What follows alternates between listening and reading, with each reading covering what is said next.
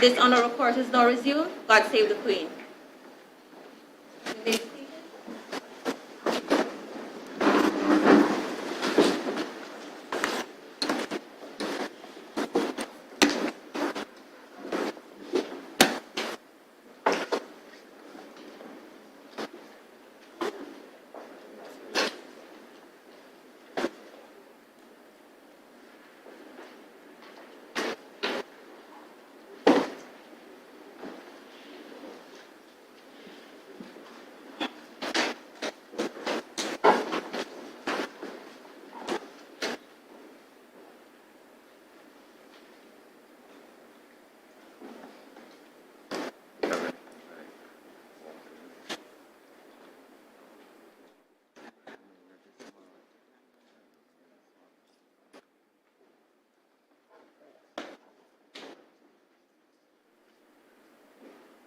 So let me say welcome to this very important ceremony in the life of the court and the life of the legal profession.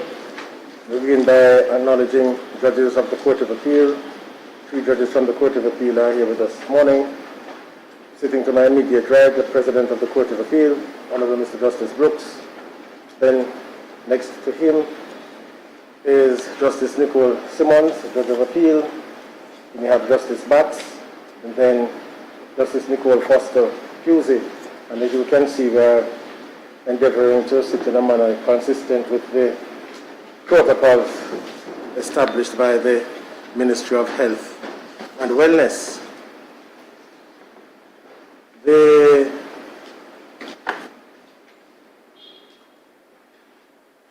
ceremony that we're about to embark upon this morning has a long and distinguished history. And tied to that history is the Office of the Attorney General that we welcome this morning. And the rank of Queen's Counsel, based upon the research done to date, succeeded the sergeants at law who at some time in the dim and distant past had exclusive rights of audience in the common law courts in the United Kingdom. Those are called the Courts of Common Pleas, which were located on the banks of the River Thames at Westminster.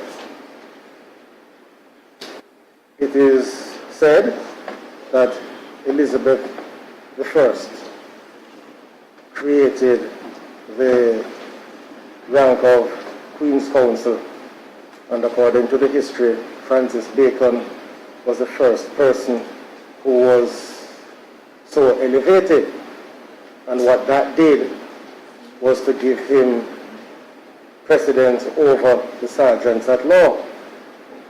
Needless to say, this did not go down too well with the sergeant, but over time, particularly in the 1800s, less and less persons were appointed to the sergeants and more persons were appointed to the rank of Queen's Counsel. And so by the end of the 1800s, the last sergeant who was appointed, according to the history, is Lord Lindley, and thereafter no more was appointed. And so now we have the rank of Queen's Counsel. That is now the preeminent mark of distinction for members of the bar.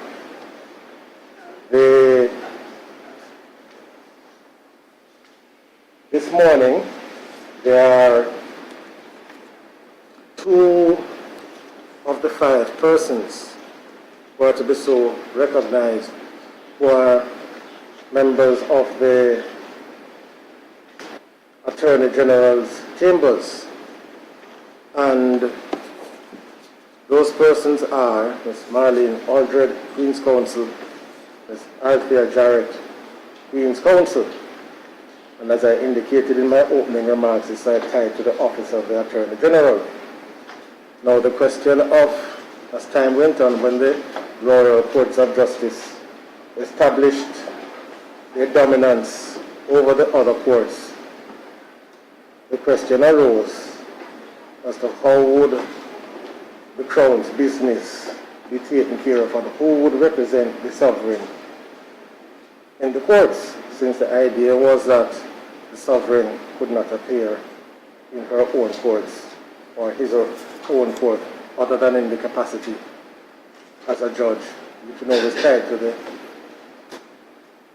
Court of King's Bench, which was quite literally a bench that the king or the queen sat on when they were presiding, and hence the office of the Attorney General came into existence to deal with that practical matter.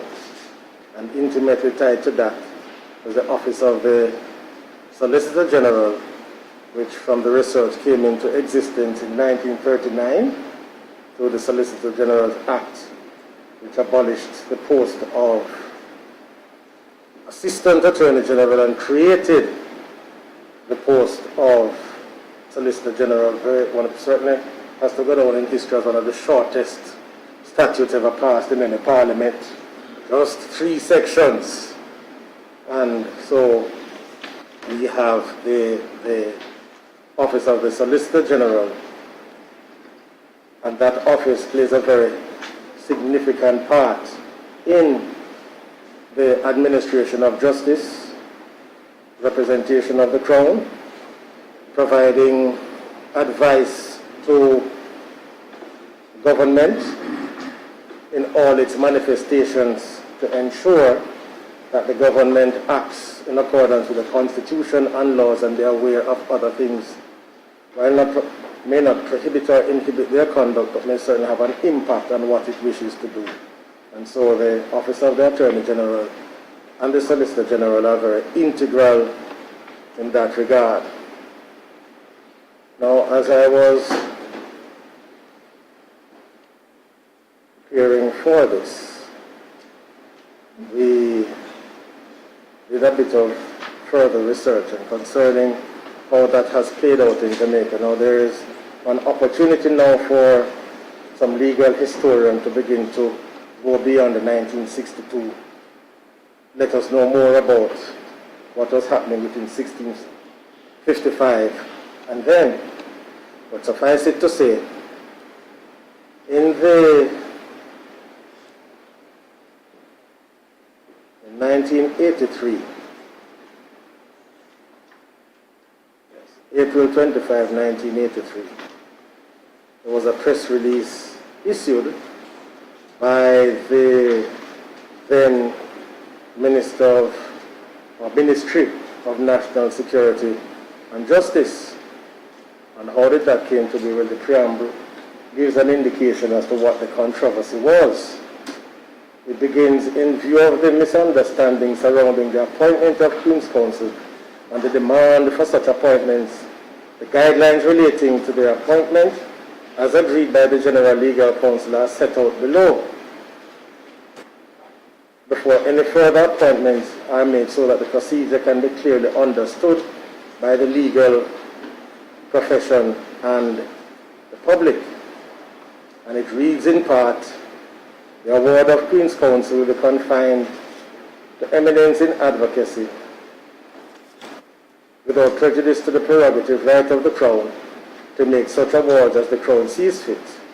Awards will normally be made on the recommendation of the General Legal Counsel, and it sets out the main criteria, note main, applicant of at least, attorney at law of at least 10 years, and high personal standing and integrity, and must have demonstrated professional eminence in the field of advocacy.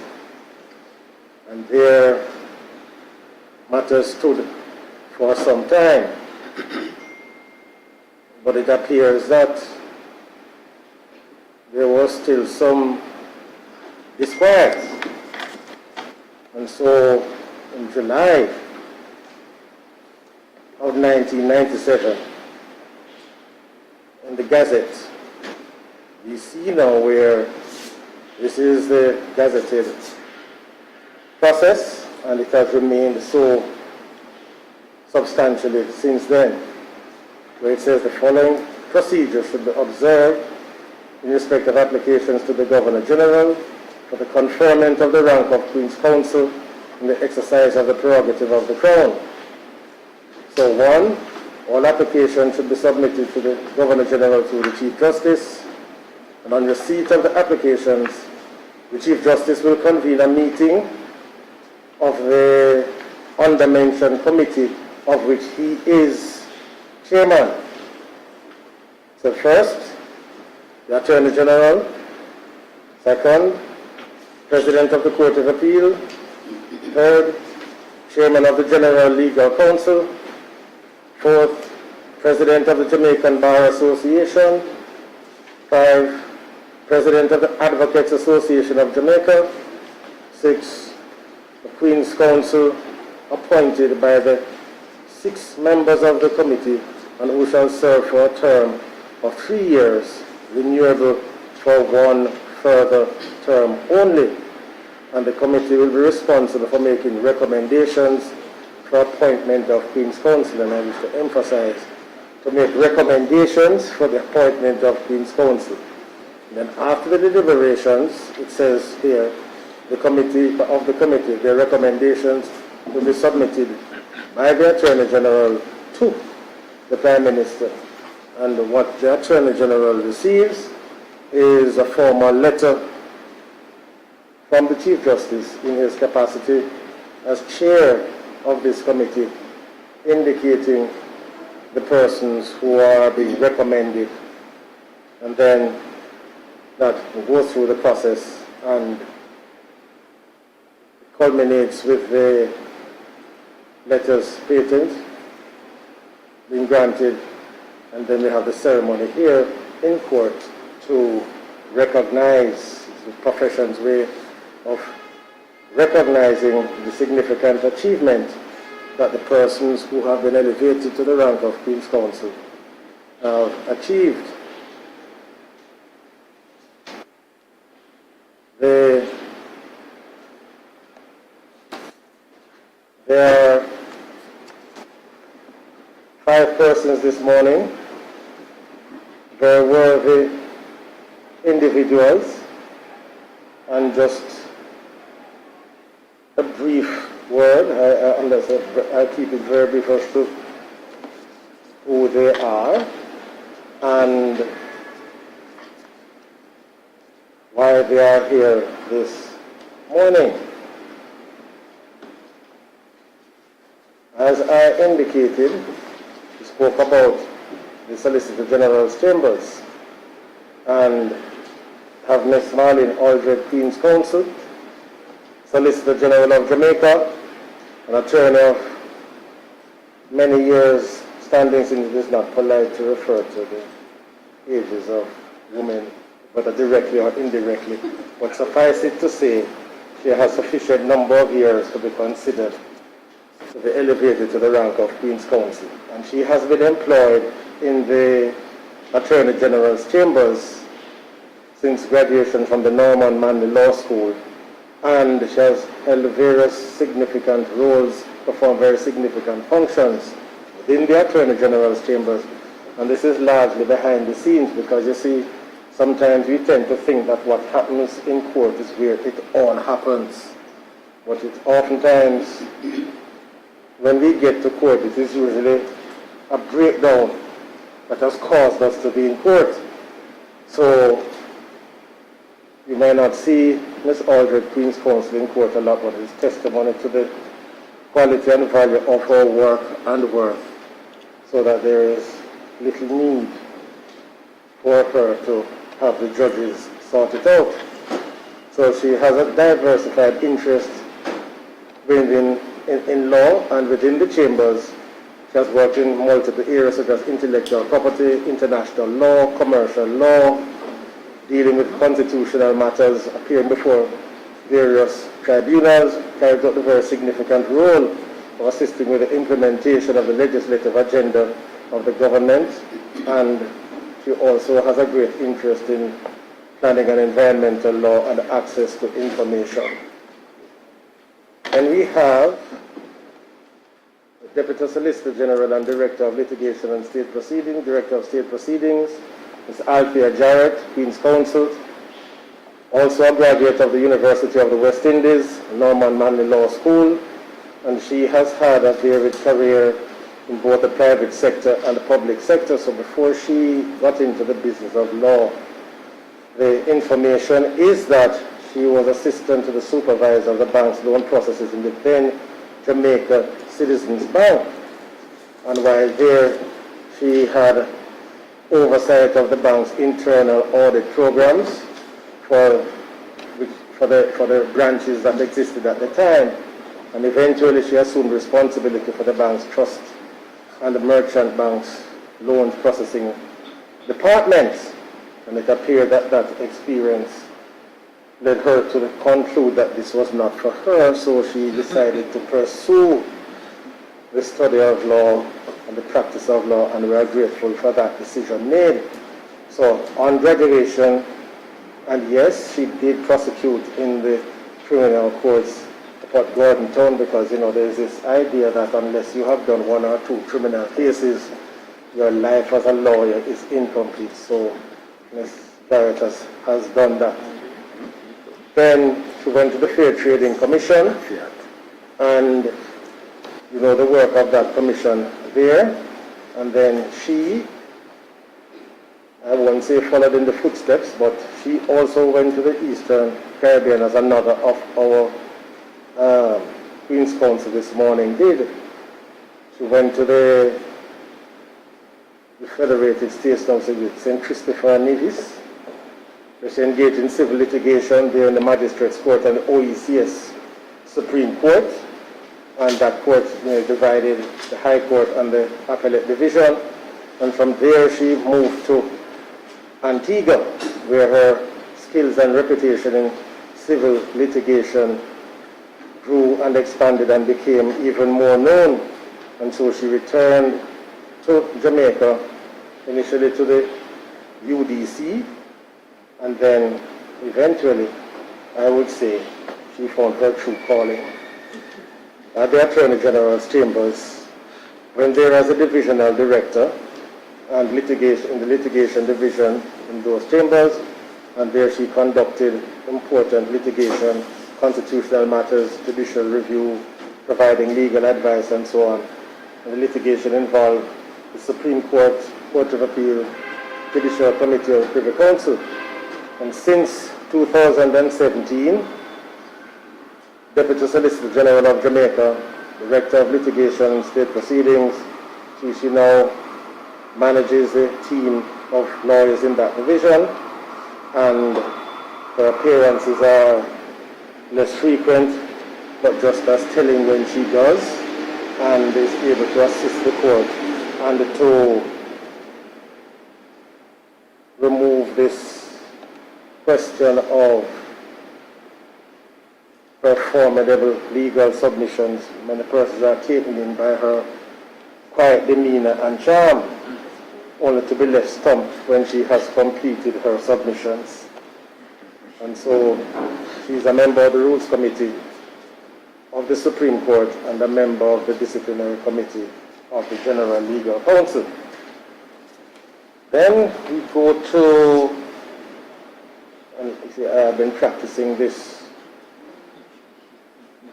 for the last 3 weeks. I hope I get it right this morning.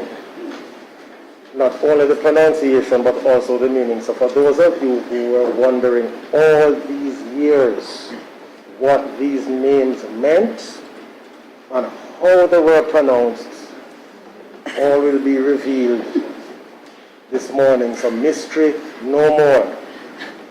So this is how, well, let me not say this is how her name should be pronounced. This is what I have been practicing, because as my mathematics teacher used to say, practice doesn't make perfect, it makes permanent, because you may be practicing the wrong thing.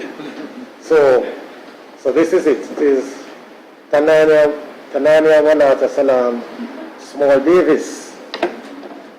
So the Tanania, first child, when she speaks, they will listen for prophetic. And then the Walata Salam, daughter of peace. So she can refer to, if you want the long version, the first child, when she speaks, they will listen, daughter of peace, Small Davis. So, also a graduate of the University of the West Indies and the law school, and she began her career at the Advocates Chambers on Duke Street, engaging in research and preparation of legal memoranda, opinion submissions for senior counsel and so on. Then she moved to litigation, beginning in the then resident magistrates courts, Supreme Court and Court of Appeal, focusing on commercial and personal injury litigation.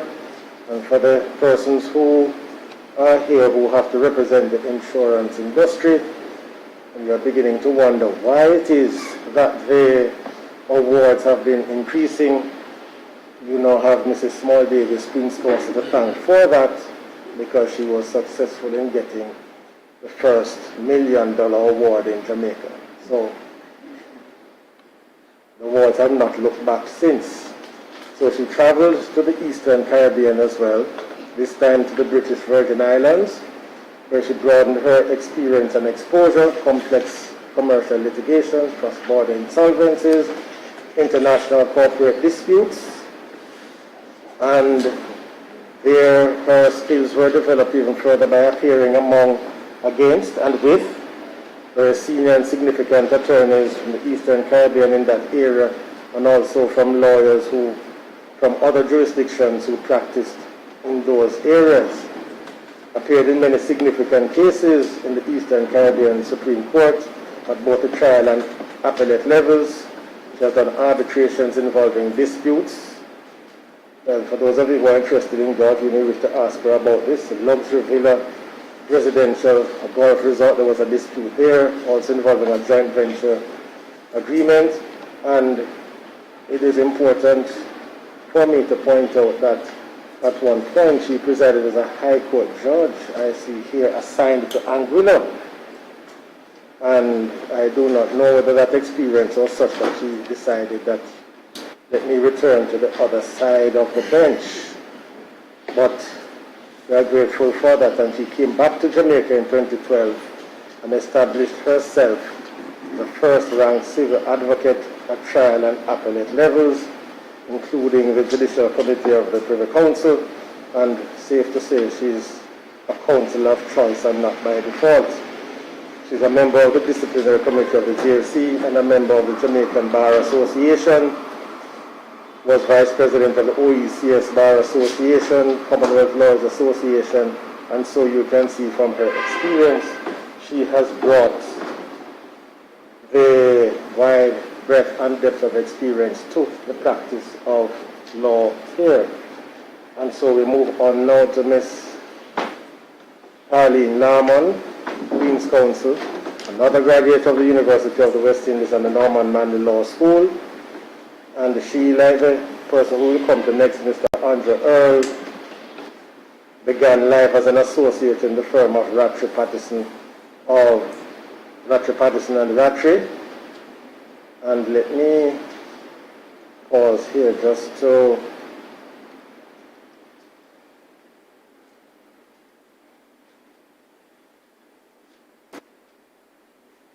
note that this firm of Rattray Patterson and Rattray, yes, it is the Honorable Carl Rattray, Queen's Counsel and Member of Parliament, Minister of Justice, who later on became President of the Court of Appeal. And the Patterson there is the Most Honorable Percival Noel James Patterson, ONOCC, PC, Queen's Counsel, former Prime Minister of Jamaica, and the Honorable Alfred Rattray, Order of Jamaica. And there, Ms. Larmon, as Mr. Earl, were exposed to high-level commercial litigation, real estate complexities, insurance law, labor law, mining, admiralty, banking, aviation, and so on. She then moved to the UGI group before joining the Attorney General's Chambers as Crown Counsel, and then Assistant Attorney General, returned to private practice, a sole practitioner for several years, and she returned to the Attorney General's Chambers as Director of Litigation, and back to Rattray Patterson and Rattray as Head of Litigation, and she's now Head of Litigation and Partner in the firm of Patterson, Mayer, Hamilton. And finally we come to Mr. Andre Albert Kenny Earl. Also a graduate of the Norman Manley Law School and the University of the West Indies.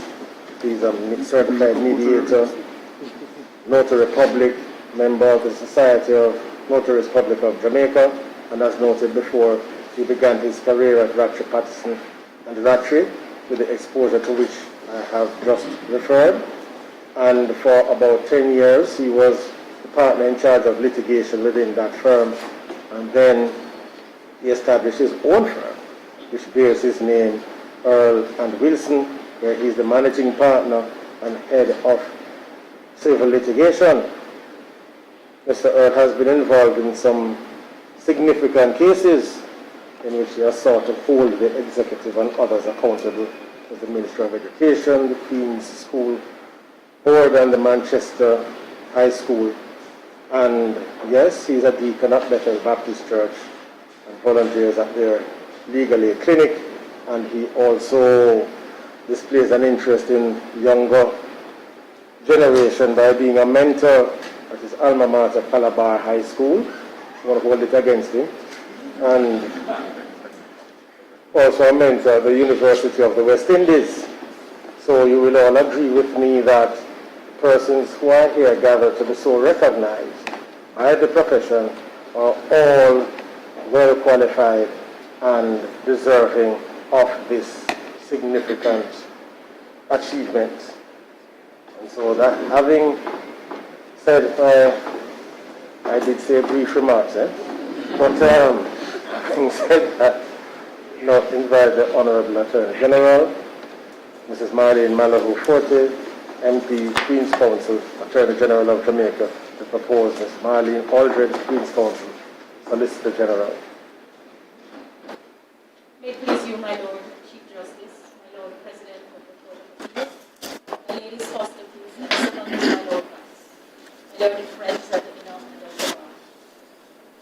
My Lord Chief Justice, I appear on behalf of my learned friends and esteemed colleagues in the Attorney General's chambers, Mrs. Marlene Alfield, Elizabeth Aldred, and Miss Alfield Andre Jarrett. As you have said, my Lord, this special ceremony marks the court's recognition of the confer of the prestigious status of Queen's Counsel on these, my learned friends, whose admissions to the inner bar are being moved today. The confer by His Excellency the Governor General on behalf of Her Majesty the Queen is one of the highest accolades in the legal profession and is indeed a time-honored recognition of excellence. Permit me, my Lord, to extend heartiest congratulations to all. Each has demonstrated outstanding practice, shown integrity, exercised leadership, and has contributed to the excellence of the profession. My Lord Chief Justice, you have made life easy for all of us who are moving the cause, because you have gone into much of what we would have said on behalf of each. But I move that Mrs. Marlene Alfield Elizabeth Aldred be admitted to the inner bar, consequent on her appointment as one of Her Majesty's counsel, learned in the law. Mrs. Aldred, as you have said, is the Solicitor General of Jamaica, and she has been in that position since April of 2019. However, she discharged the functions from January 14, 2019 in an acting capacity after her predecessor in office, the Honorable Mrs. Nicole Foster Pusey, Justice of Appeal as she now is, was elevated to the appellate bench. Mrs. Aldred, my lords, my ladies, has made her contribution to the law in Jamaica primarily outside of the practice in the courts. I take pride in describing her as a fully grown Attorney General's chambers attorney. She entered upon leaving law school, and though she was employed in the capacity of clerk of the courts, she was assigned to the chambers and was eventually appointed Assistant Crown Counsel. She has climbed the ranks from the foundation all the way to the top, to the position of Solicitor General, which she now holds. I'm very pleased to say that Mrs. Aldred is a competent attorney, a keen researcher. She has an eye for detail, and she can't be relied on for accurate work. I think all of us are familiar with burning the midnight oil, working all through the night. And that is par for the course for those of us in the chambers. And I know Madam Justice Hughes can relate. The workload is heavy, extremely heavy. In fact, it's only a small bit that is seen in the courts. Complex documents. Turnover time is very short. And it is said that not many persons last for the chambers. In fact, my learned friend, Mr. Hilton, who also held the position of Solicitor General, can testify to the fact that the chambers is excellent learning ground for counsel. Mrs. Aldred is also a noted public. Since your Lordship has said so many things which I would have said, I'd just like you to know that every piece of law that comes to the court for interpretation passes through the chambers. And those that have been enacted since Mrs. Aldred's time, she has played a critical role in those pieces of law. From the time the policy is developed, reviewing for consistency with the Constitution and legal framework, to the issuing of drafting instructions, to the review at the Legislation Committee of Cabinet, to the submission for approval for the tabling of the bill, for review after amendments have been made, if any, or after the bills have been passed through the two houses of Parliament, right back to an assessment before it is sent to the Governor General for the royal assent to be given. Mrs. Aldred, before she became Solicitor General, was head of the Constitutional and Legislative Affairs Division of the Chambers. And she has also discharged duties by overseeing the Commercial Affairs Division for a year. Though you haven't seen her in the court, you may have seen her in chambers, my Lord Chief Justice. She does appear before tribunals, and she acts as instructing counsel. She prepares and she settles submissions on constitutional claims.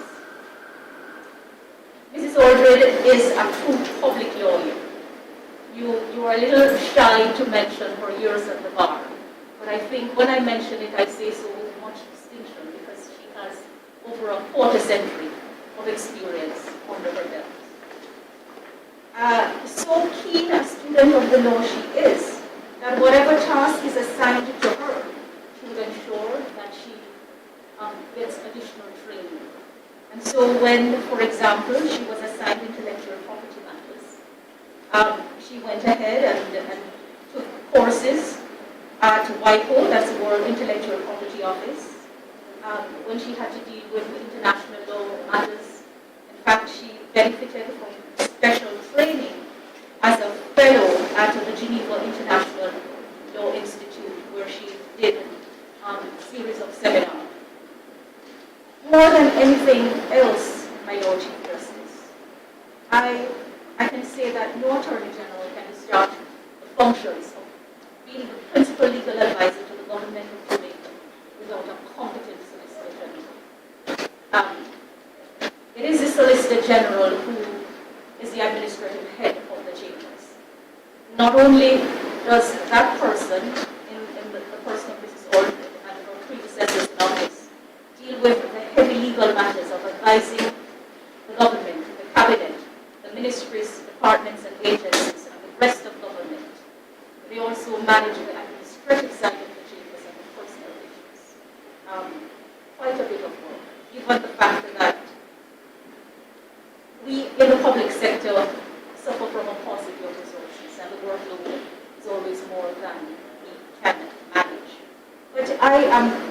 pleased for Mrs. Aldrin that her hard work, her dedicated work, and service of the people of Jamaica is being recognized. And so, my Lord, may she be invited to make the declaration. Mrs. Marlene Althea, Elizabeth Aldred, you having been appointed one of Her Majesty's Council, will you please make the declaration?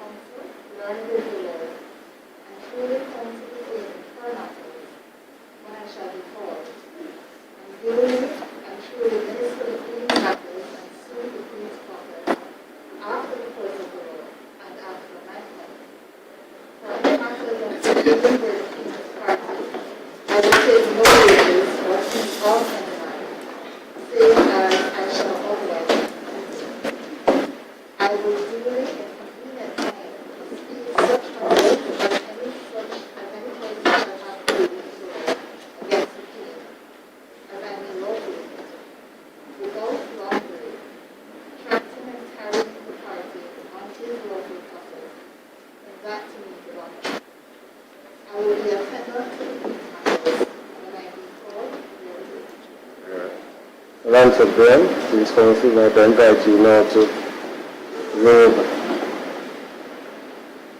Mrs. Aldred, Queen's Council.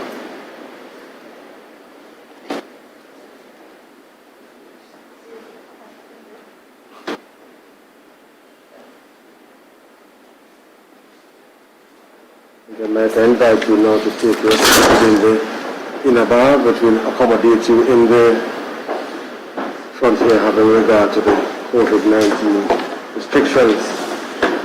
And might I also invite the Honorable Attorney General to do the same and to propose Ms. Althea Jarrett, Queen's Counsel. May it please you, my Lord. I think it is an historic occasion for the Lord Solicitor General and for this to move to the inner bar on the same occasion, starting. So, my Lord, I further move that Ms.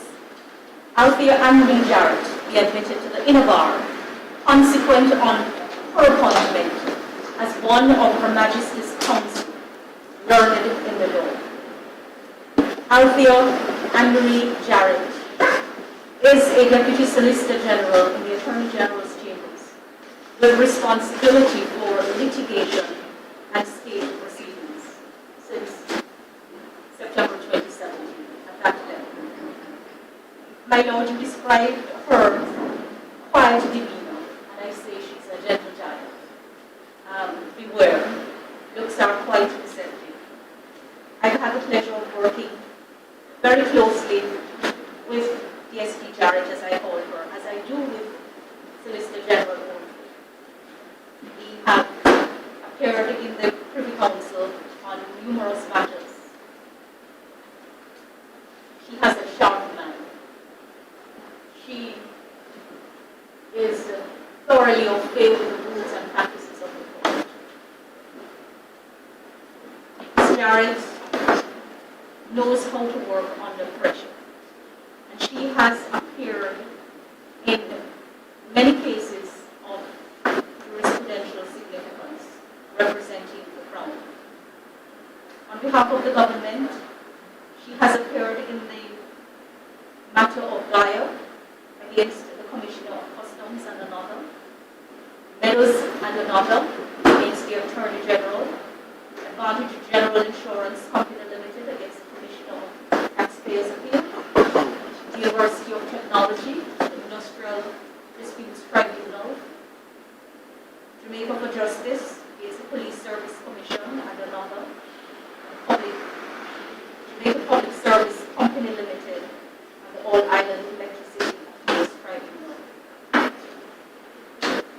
Here in our local courts, my Lord, she has been lead counsel in the case of Claudette Clark and its Tracery for the estate of another and the Attorney General. Case which raises interesting questions of constitutional law. Matter of the Police Federation and another is Independent Commission of Investigations in the House of the Attorney General. Sheikh Abdullah El Faisal is the Director of Correctional Services, the Attorney General, and the Director of Public Prosecutions. Ms. Jarrett also provides assistance by way of lecture. And the last one she did on the very important topic of disclosure as an instrument of fairness was a few years ago at the CCJ Academy for Law at its 5th biennial conference that was held here in Kingston. My Lord Chief Justice, the role of Director of State Proceedings, as Madam Justice Foster Pusey knows well, it's a heavy one. Not only is Ms. Jarrett responsible for guiding the team, but she herself conducts civil litigation here in the Supreme Court and in the Court of Appeal, particularly in matters of judicial review, administrative and constitutional law claims. And like the learned Solicitor General, she too provides advice on myriad different legal issues for ministries, departments, statutory bodies and government agencies. She has seen also the transactional side of the law. And my Lord Chief Justice, you mentioned her time at the Urban Development Corporation. There she had responsibility for several huge government projects being undertaken by the Urban Development Corporation. And she tinkered with areas of confidentiality and negotiating complex commercial agreements on behalf of the government.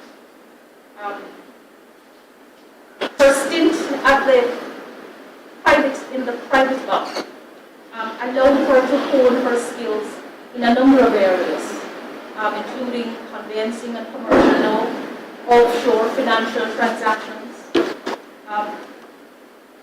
as well as administration of estates, and numerous other matters, my Lord. You indicated that she spent some time in the banking sector,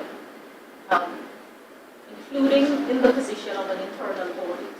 And I think she has brought that keen eye for discrepancy, inconsistency, reconciliation in her approach to assessing evidence and in assisting the court to resolve matters.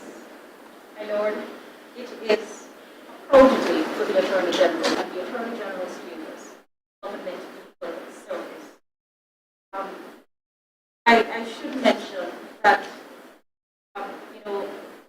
Jarrett's keenness and scholarship was obvious from her time as a student. She graduated Norman Manley Law School. She was among the top 4 in the graduating class. When she completed the LLB, she was awarded the Barbados Bar Association Prize for most outstanding final year student. The Jack Dean Air Prize for Company Law, the Reed Prize in Land Law, Christopher Blackman Prize for Labor Law, Barbados Mutual Life Insurance Prize for Insurance Law.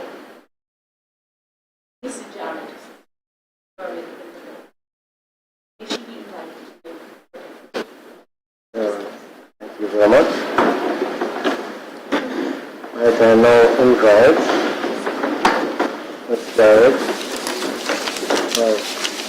As you having been appointed one of Her Majesty's Council for Jamaica, will you please make the declaration? I, Althea Anne-Marie Jarrett, do declare that well and truly I will serve the Queen as one of her council, learned in the law, and truly counsel the Queen in her matters when I shall be called, and duly and truly minister the Queen's matters, and sue the Queen's process after the course of the law, and after my conning. For any matter against the Queen where the Queen is party, I will take no wages or fee of any man, save as I shall otherwise be permitted. I will duly, in convenient time, speak such matters as any person shall have to do in the law against the Queen, as I may lawfully do without long delay, tracting and tarrying the party on his lawful process, in that to me belongeth. I will be attendant to the Queen's matters when I be called thereto. Might I now invite the Honorable Attorney General to rule Ms. Garrett.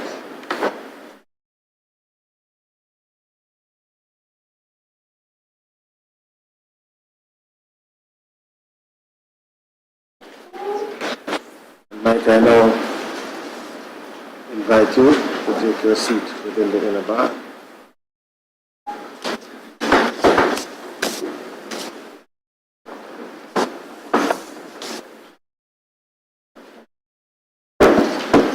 Might I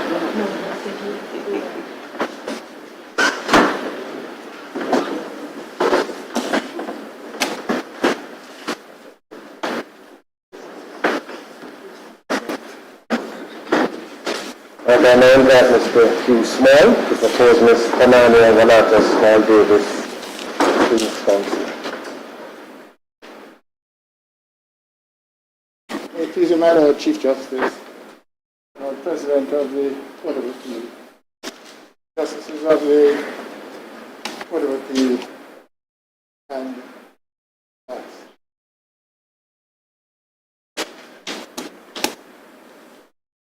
I'm indebted to your Lordship, the Chief Justice, for lifting the burden of my task by having made some of the points that appeared in the 12-page brief that I wrote. And I could suffice it at this moment to say I concur. However, it would not be doing justice to the newly appointed Queen's Counsel, Tenanyan Paul Davis, who I asked be admitted, or to take the declaration be admitted to the inner bar. Local court.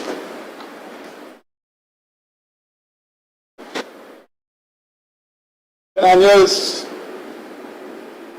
passage through the halls of this court started shortly after she was graduated from the Norman Manley Law School and the University of the West Indies. Her interest in human rights and constitutional law were honed when under the guidance of a member of the bar who she now has to regard as the junior, the senior and respected Richard Small, gained a lot of assistance from her in the preparation of two of the cases that have become landmark cases in Jamaica's jurisprudence. I refer to Neville Lewis against the Attorney General of Jamaica and Pratt and Morgan against the Attorney General of Jamaica. She also gave extensive assistance to me in the preparation of niggle holdings against Central National Bank, and in a matter that was not reported in the law reports, but industrial relations case involving Jamaica broilers, and not the one with the big award, but the one where we were able to successfully turn back the attempt to have the workers treated as having been made redundant when they had already accepted terms of settlement that were offered by the company. It made a significant impact on how Jamaica Broilers restructured itself. But ultimately, she left Jamaica in 1999, and as your Lord Chief Justice has said, she went to the British Virgin Islands, where she made an outstanding impact on the practice of law. It's a small jurisdiction in terms of the geographic size. It's an extremely sophisticated jurisdiction dealing with trust law, investment law, insolvency. And whereas your Lordship has pointed out, put on by the World Intellectual Property Organization and the Caribbean Court of Justice. And in speaking to retired Justice Appeal, Earl Phillips, who gave the leading judgment in the case, assured me of the admiration that the court had for the quality of the work she did, and that's just recent. Hello, you have referred to her judicial appointment in the Eastern Caribbean Supreme Court. And I remember she called me and told me, when she was about to take the appointment, that this is the third generation within the family that has sat on Supreme Courts within the region. And she did so, as I've gathered, with distinction, not only in the field of criminal law, but also in the heartland of her practice, the civil law. In addition to the work that she has done in the courts, Mrs. Small Davis has given exemplary leadership to the governance of the legal profession. And I have been in these courts for so long that I would like to just make a comment, as two senior public servants have been admitted in the bar. When I came to the Bar Association used to hold its general meetings in this room. And sometimes we met until very late. In those days, the treasurer of the bar was invariably from the office of the Attorney General. And in those days, it was customary for members of the public bar to be active members of the Bar Association. One such person, well, two I will name, Dr. Edwin Watkins became Solicitor General, and Dr. Enratry, who succeeded Dr. Watkins as Solicitor General. And I long for the day when we stop regarding the bar as us and them. Well, it has to do with people who are employed in the offices, the high offices of state, to which Melanie and the Attorney General is referred, or to the office of the Director of Public Prosecution.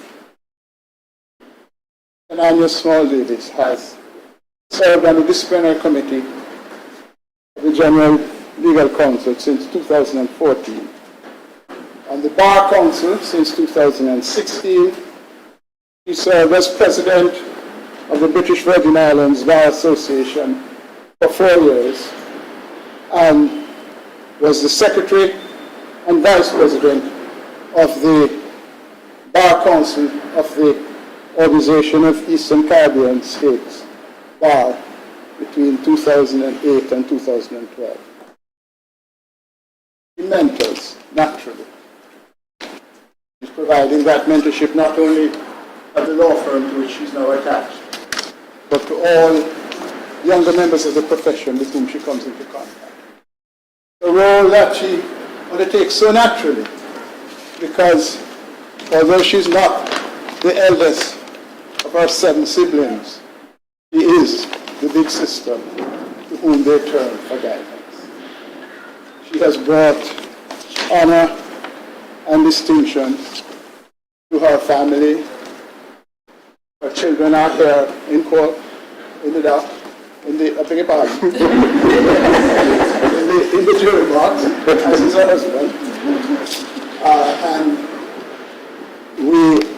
that care she gives to them, she extends to junior members of the bar.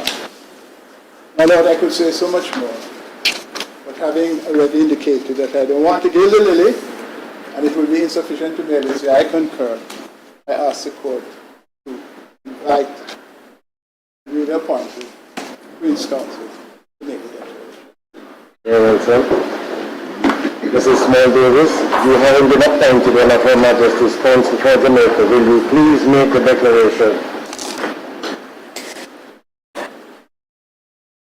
I, Tanania Small Davis, do declare that well and truly I will serve the Queen as one of her council, learned in the law, and truly counsel the Queen in her matters when I shall be called, and duly and truly minister the Queen's matters, and sue the Queen's process after the course of the law, and after my coming. For any matter against the Queen, where the Queen is a party, I will take no wages or fee of any man, save as I shall otherwise be permitted. I will duly, in convenient time, speed such matters as any person shall have to do in the law against the Queen, as I may lawfully do, without long delay, tracting and tiring the party on his lawful process in that to me belongeth. I will be attendant to the Queen's matters when I shall be called thereto. I'd like to invite the two small Queen's Council to assist Mr. Davis.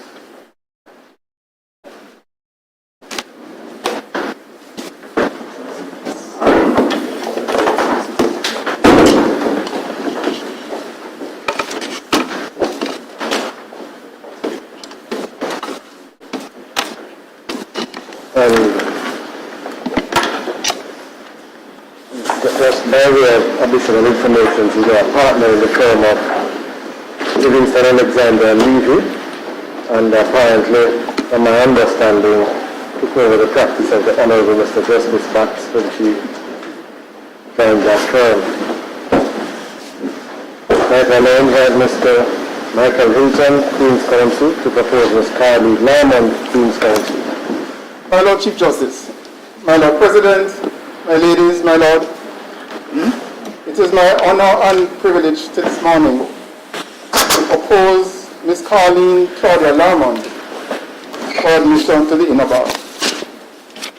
My Lord, many of our leading advocates and many here today have had legal careers that span both the private and the public law. But as my Lord Chief Justice noted in his introductory comments, Ms. Lamond has taken a somewhat unusual course. She started at the private bar, went to the Attorney General's chambers, returned to the private bar, and then I think her passion for public service caused her to accept an invitation to return to the chambers, where she was appointed Director of Litigation. And she is now back at the private bar, where it all started. While my brief does not include making any predictions, I suspect the journey may not be complete. My Lord, in the course of her time in the public sector, Ms. Lamond made many contributions, many important contributions. If I may just mention one thing. In the early 2000s, she was part of a group that had a vision for what the chambers could be. And I think it would be true to say that the success of that effort and that group was due in no small part to the contribution she made. And my Lord, it would be remiss of me if I did not recognize and acknowledge the presence here today of three persons who were leaders of that group.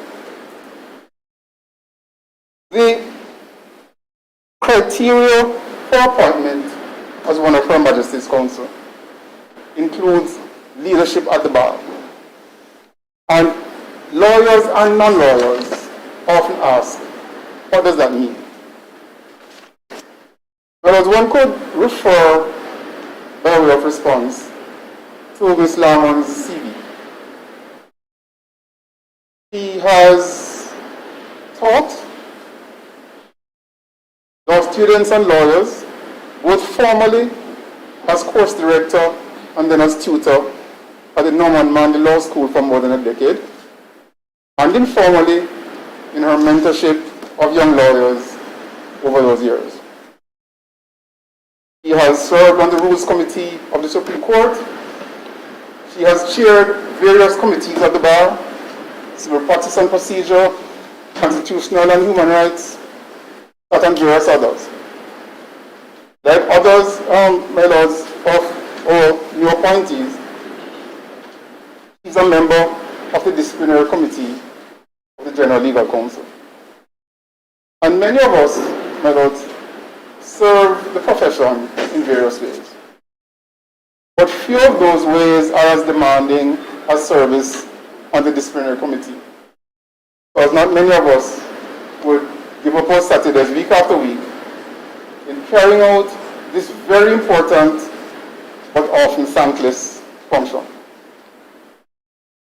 But my lords, the attribute that has primarily brought Ms. Lamont here today is her advocacy.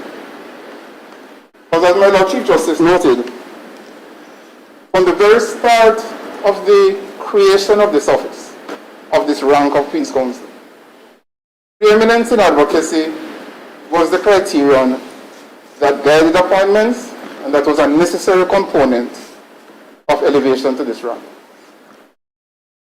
Lamont's advocacy has spanned over the years a range of areas, primarily commercial litigation and administrative constitutional type matters, but also areas relating to labor law and other less common areas. And I say that because as there has been new legislation, new areas of law and practice, she has so often been in the forefront of them. And I'll mention two.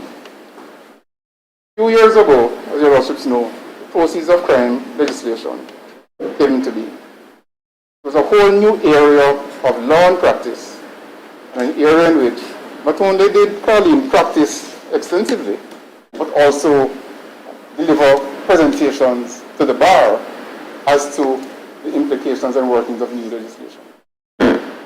Some years after that, there was further, another new piece of legislation was the Insolvency Act, which created a whole new regime for insolvency matters. And she not only, again, practiced in the area, assisted in the creation of the rules of court to govern that area, but again, delivered presentations to the bar on the implications, the workings, the applicable procedure under this very wide area of law.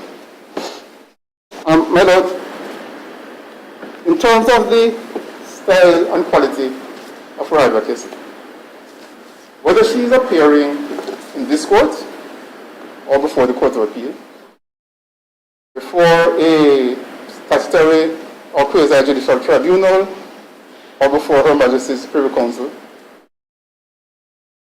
Ms. Lamont's advocacy has had the same characteristics. She has been painstakingly prepared, always incisive, polite, responsive, and invariably articulate, and in most cases ultimately persuasive. My Lords, I submit that Caroline Lamont is suitable in every way for the appointment that she has received, the elevation to the rank of Queen's Counsel, and for admission to the inner bar. I respectfully invite your Lordship to ask her to take and make the declaration. May it please the Caroline Lamont, you having been appointed one of Her Majesty's Counsel for Jamaica, will you please make the declaration?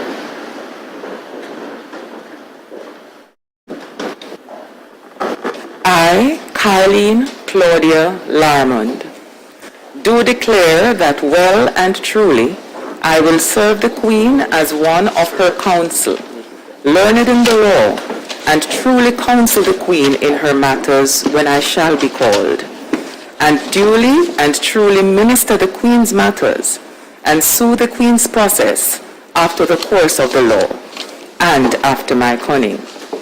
For any matter against the Queen, where the Queen is party, I will take no wages or fee of any man, save as I shall otherwise be permitted. I will duly, in convenient time, speed such matters as any person shall have to do in the law against the Queen, as I may lawfully do, without long delay, tracting and tarrying the party on his lawful process in that to me belongeth. I will be attendant to the Queen's matters when I be called thereto. Hilton, and now Mr. Cartwright, Mr. Patrick Foster, the PO of Queen's Council.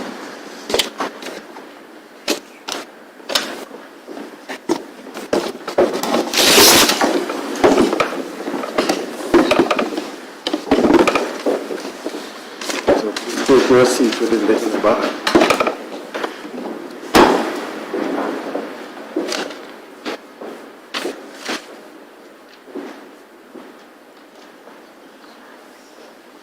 Ian Wilkinson, Queen's Council, invite you to propose Mr. Earl. This is you, Council. my Lord Chief Justice, my Lord President of the Court of Appeal, my ladies, my lords, my learned friends. I will use this first minute of the time allotted to me just to make a few remarks, my Lord Chief Justice, that firstly, I think the batting order has been reshuffled to ensure that I speak last, so that I will have as little time as possible to delay this honorable court. And so as not to gather any disfavor with their lordships. But I would prefer to think of myself not as a night watchman, my lords, but perhaps like the Master Blaster, Viv Richards, who the captain has decided to reshuffle the batting order. We might use an Olympian term with the Olympics nearby to simply say the anchor relay runner in a very unique 5-pound relay. I want to say also, my lords, that it gives me great pleasure, warms my heart to see the composition of this bench. A sterling example, my lord, of judicial committee and may I say diversity. Gives me great pleasure. That having been said, less than a minute, I also have the unmitigated pleasure of making this application on behalf of one Andre Albert Kennedy Earl, called in some circles our trusty and beloved. My lord, this applicant studied at Calabar High School, as you said, that great institution at Reddings Road. And I want to pause to quickly say that for persons such as Mr. Justice Fraser, who's not here, I also attended Calabar, my lord. But I went to Calabar all age. Just wanted to make that point, which is the first institution, as I've said to Dr. the Honorable Lloyd Barnett, and our illustrious colleagues such as the most honorable P.J. Patterson and our friend Walter Scott, Queen's Counsel, that I have had some brush with the green and black. Now, my lord, my application, I submit respectfully, must find favor with this honorable court for the following reasons. This applicant got his law degree, got his legal education certificate. Law degree was 1987, certificate was 1989, and he was admitted to this honorable bar on the 26th of October 1989, 43rd Thursday in the year, the 299th day of the year. Why do I say that? I was here, my lord. We were part of the same group, and therefore I have great pleasure in being here this morning to be a part of this auspicious occasion. With these incontrovertible facts established, my lord, including that His Excellency the Most Honorable Sir Patrick Allen, Governor General of Jamaica, bestowed the signal honor on him effective the 12th of May 2021, he's entitled to be allowed respectfully to make the declaration and sit within the inner bar. 2 minutes, my lord, I think. So I could sit now, my lord, but I would not do justice to this application and on a different interpretation of the civil procedure rules, I would not be using the court's time properly. So let me use my remaining time to make just a few more comments about our trusty and beloved Mr. Earl. Mr. Earl is a fierce and redoubtable advocate. He is a perennial scholar, a very erudite man. He's, if you pardon the songs, he's assiduous, he's fastidious, and he's meticulous. Very serious person who pays attention to detail. I had occasion many years ago to see him in a matter where one of the parties on the other side was an attorney at law who was actually one of the litigants. And he bore the full wrath of Mr. Earl, respectfully done, of course. And Mr. Earl's client was very successful.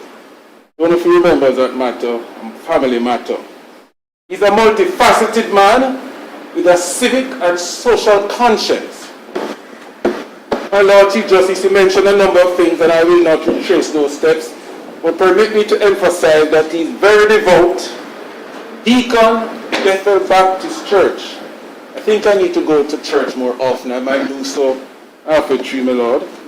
A tutor of the Normal Man Law School, and he's a well sought after mediator, my Lord, and very successful at it.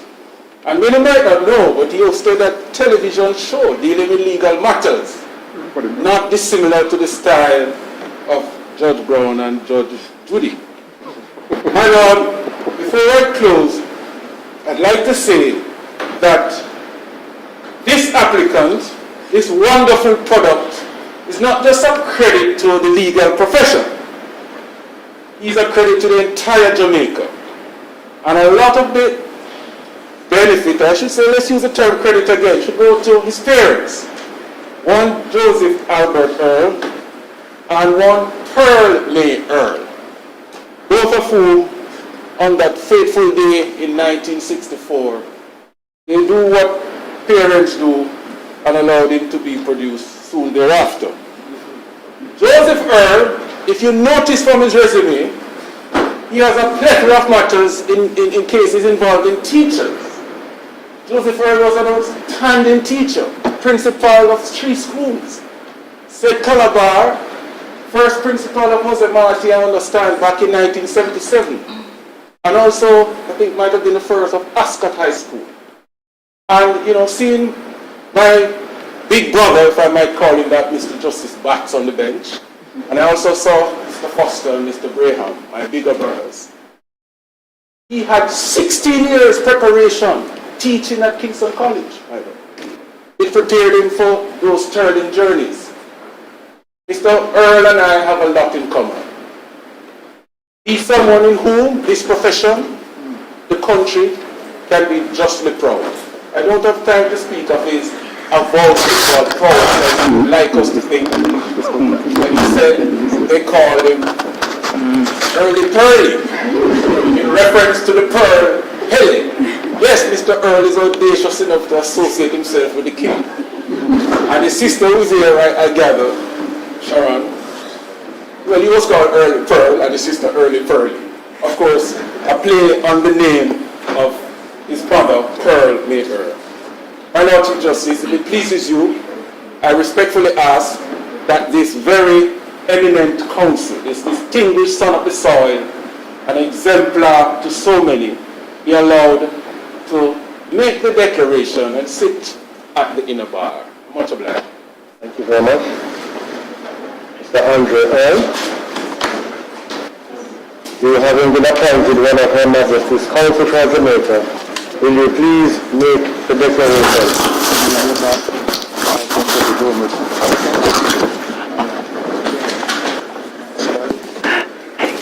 I, Andre Albert Kennedy Earl, do declare that well and truly I will serve the Queen as one of our council learned in the law, and truly counsel the Queen in her matters when I shall be called, and duly and truly minister the Queen's matters, and sue the Queen's process after the course of the law and after my cunning. For any matter against the Queen where the Queen is party, I will take no wages or fee of any man, save as I shall otherwise be permitted. I will duly, in convenient time, speed such matters as any person shall have to do in the law against the Queen as I may lawfully do, without long delay, tracting and tarrying the party on his lawful process in that to me belongeth. I will be attendant to the Queen's matters when I be called thereto. Thank you. I then Mr. Garth McBean, Mr. Earl. Much obliged.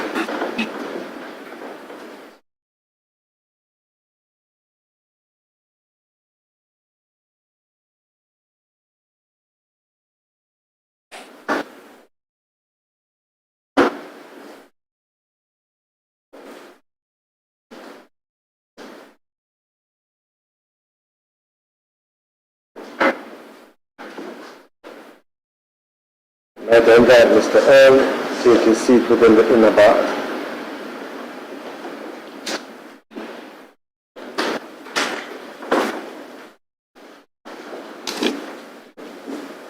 And that the response is appropriate to invite two other distinguished members of the bar, Mr. Alan Wood, Queen's Counsel, Chair of the General Legal Council, to be followed by Mr.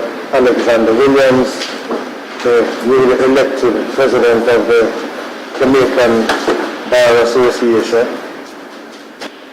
Mr. Wood.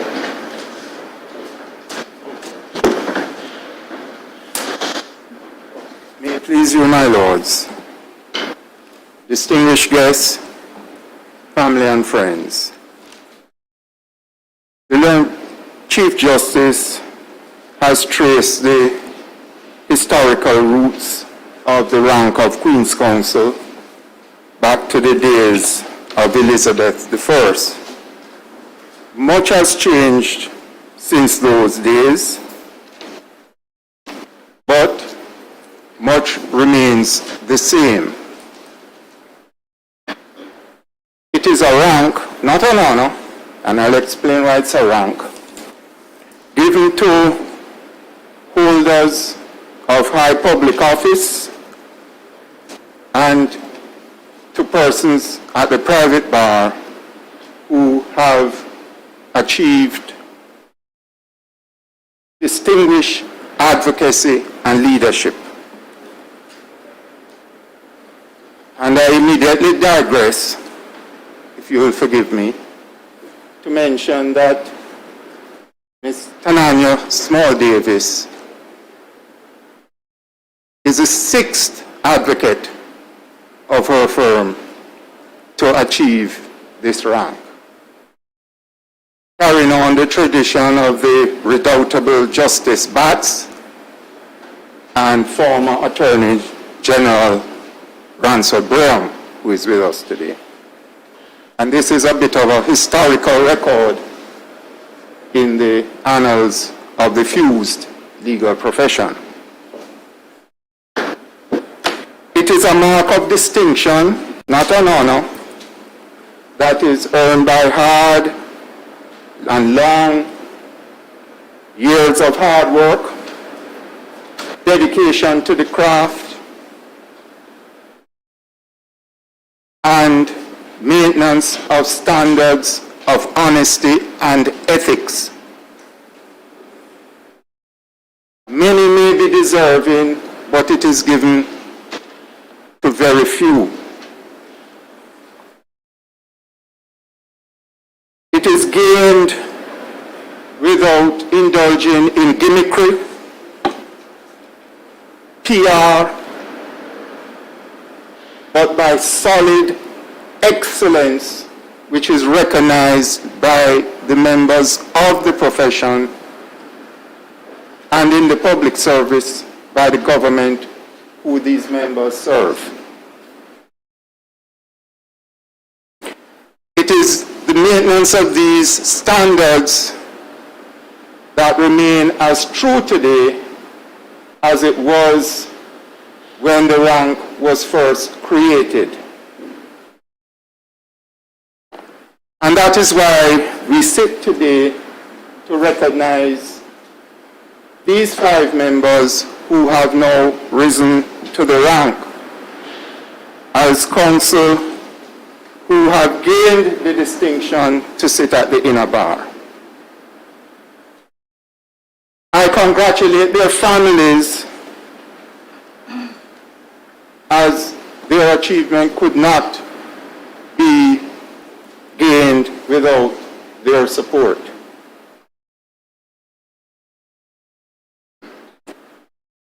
As we congratulate them, I end by saying the baton of leadership has now passed to you all.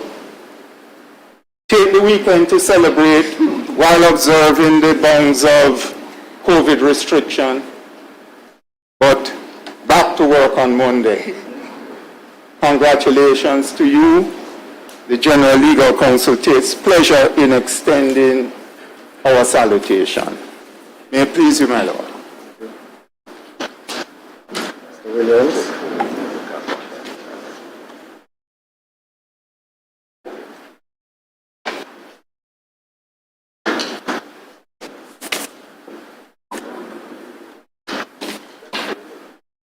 My Lord Chief Justice, my Lord President of the Court of Appeal, Lady Justices of the Appeal, and my Lord Sir Justice Batts. On behalf of the Jamaican Bar Association, we welcome and applaud our learned friends, Mr. Andre Earl, Mrs. Tanani Small Davis, Mrs. Marlene Aldred, Ms. Althea Jarrett, and Ms. Carleen Lyman QCs on their induction to the inner bar, which in each case we consider well-deserved and overdue. I hope you forgive me, my Lord Chief, if I point out that Mr. Andre Earl is the 4th Queen's Counsel coming from our class. And I know I'll have to embark on a voyage of discovery as to whether that makes us a master class.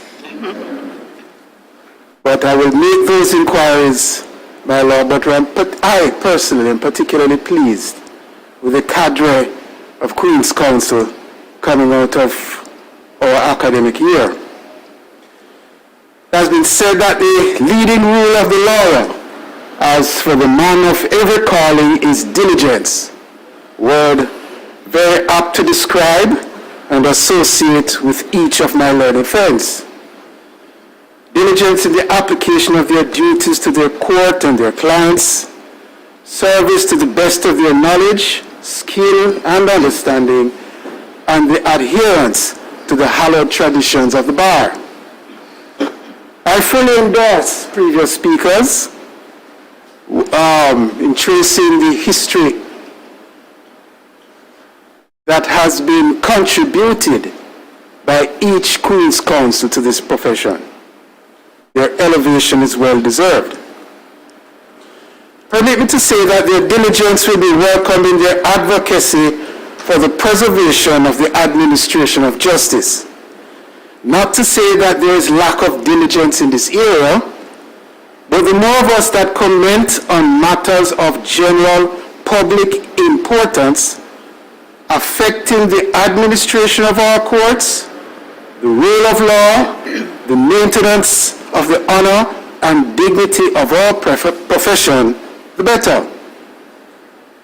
It has been said to me that our profession is at a crossroads, and that now, more than ever, there is a need to preserve and educate our friends on the mores of our profession, the expectations of common dignity to each other, both inside and outside of court. Forgive me a bit of PR, Lord, but I'm pleased to say that the association has recently breathed new life and added new structure to a mentorship program for new entrants to the profession. And we can think of no better resource in that endeavor than our pool of Queen's Counsel. So I look forward to the commitment and assistance in mentorship from the new inductees as well as the more seasoned QCs. Once called to the inner bar, and I've heard it in the oath, my Lord, the traditional understanding is that your services, skill, and talent are available to the Crown gratis. Permit me to interpret that obligation as one of service, freely given to the less fortunate in our society, those deserving of legal aid, and I'm particularly in the sphere of civil disputes. And I mention civil disputes, my Lord, because we now have a robust public system of legal aid to deal with criminal matters. But I believe that we need to shore up the civil side when it comes to legal aid. I raise the need, for instance, for advocacy and assistance for victims of domestic violence, a project now being undertaken by the association and to which we will welcome Queen's Counsel.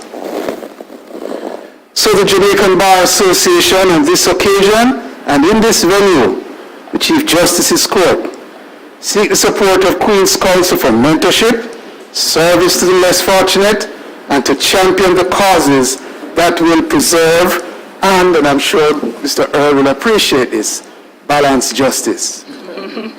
So for my part, I believe that these causes are in well-capable hands, the leaders in our profession. Today is a signal day that the pool of leaders is being replenished for the betterment of Jamaica and our profession. I'd lastly like to comment on a bit of history that I just heard from Mr. Small, Hugh Small, QC, that there was a time when the public bar had active engagement in the Jamaican Bar Association. I'm being aware of this, made aware of this for the first time. So that's another voyage of discovery for the Jamaican Bar Association to re-engage our, how do I put it, public lawyers who serve at the Queen's pleasure, who assist government and see to it that they contribute in a same more meaningful way in the Jamaican Bar Association. So I'd like to close, my Lord Chief Justice, in welcoming all Queen's Counsel today, and I wish them all the best in their future endeavors. May it so please you. Thank you very much, Mr. Williams. And now we are going to be hearing from each of our Queen's Counsel, beginning with Ms. Marlene Aldred, Queen's Counsel, then Ms. Althea Jarrett, Queen's Counsel, Mrs. Tanana Small Davis, Queen's Counsel, Ms. Carleen Lamont, Queen's Counsel, and Mr. Andrea Earl, Queen's Counsel. Mrs. Aldred. Thank you, my Lord Chief Justice, my Lord President of the Court of Appeal, my ladies, Justice of Appeal, Simmons and Foster Pusey, all thanks. I'm truly humbled today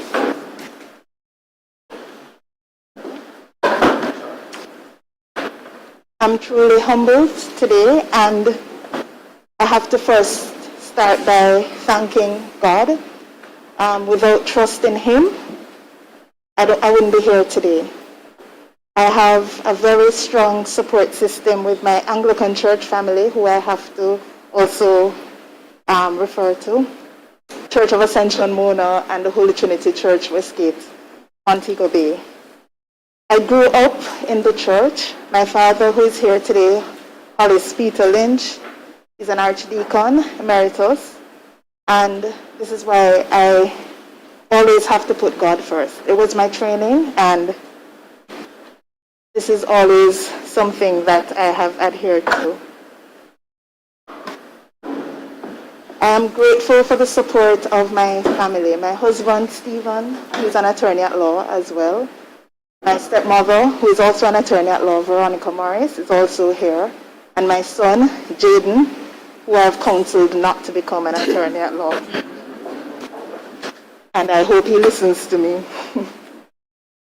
But they have always given me unwavering support.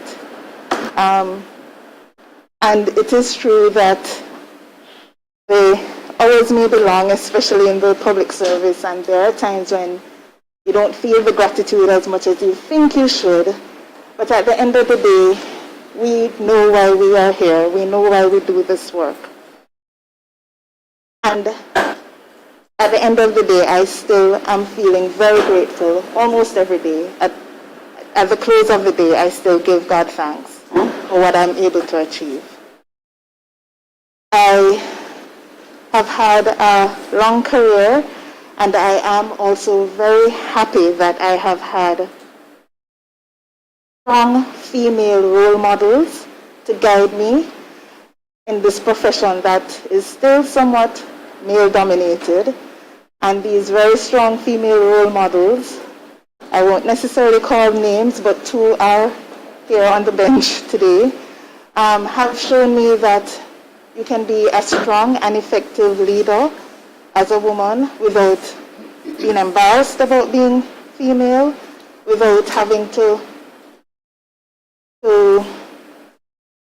depart from things that make you uniquely female as well. So thank you as well for all your guidance and support. I have learned so much from all the persons who have worked with me, whether they have been senior to me or not. And this has helped to hone some of my leadership skills. I'm still a work in progress, but I'm hoping that everyone who is watching and supporting me today can see that I am maturing and that I have grown in many ways. I want to congratulate all the newly appointed and single out in particular Andre Earl QC, who helped to get us all together to ensure that all the administrative matters were done effectively and efficiently. And this must have been a challenge because all persons here are extremely busy, and just wanted to say thanks again. To my team at the Chambers, I just say thanks. We have a lot of work still ahead of us, and I know that you have given your support to me and to Ms. Jarrett, and just to say that we will just keep going at it as best as we can. Thank you. Thank you very much. Jarrett, Queen's Counsel.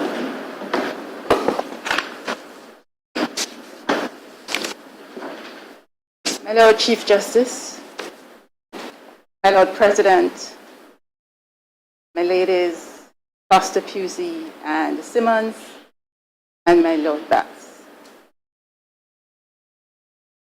My Lords, in 1990, when I told my father of blessed memory that I was accepted to study law at the University of the West Indies, he told me then that I was going to be Queen's Counsel. At the time I laughed and saw my father's comment as that of a doting, proud father who was overcome with excitement that his daughter was embarking on the study of law. My father died in October 2013, but I know that his spirit is with me today.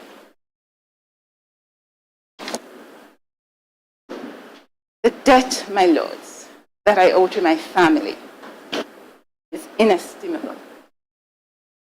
I'm so sorry that my mother can't be with us today due to her health, but I'm delighted that my brother Earl, my sister Sandra, and my sister-in-law Judith are here.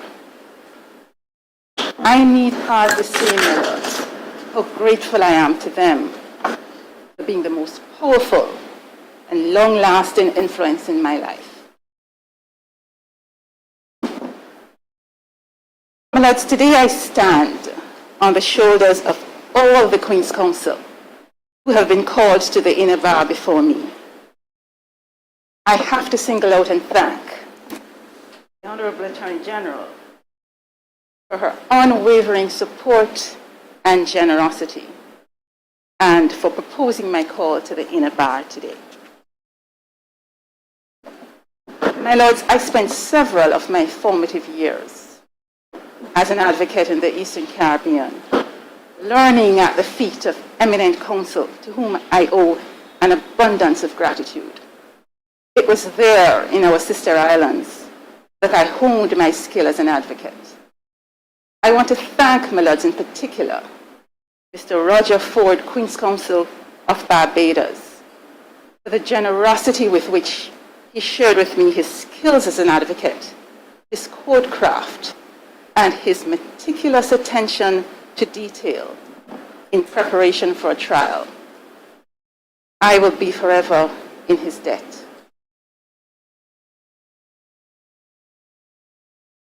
Well, the past 10 years in Jamaica have seen a significant increase in the number of judicial review challenges of the decisions of public bodies and inferior tribunals, as well as constitutional challenges, not only of legislation, but also of the decisions and/or alleged omissions of organs of the state.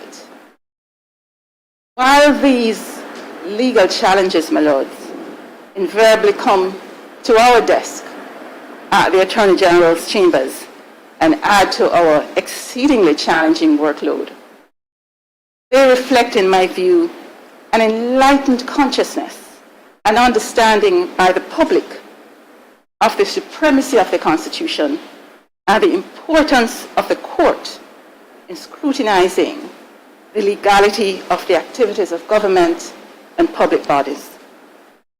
As Queen's Counsel from the public bar and as a Minister of Justice, I will continue, my lords, to embrace this enlightened consciousness, recognizing my enhanced duty to guard the Constitution and to ensure the preservation of the rule of law.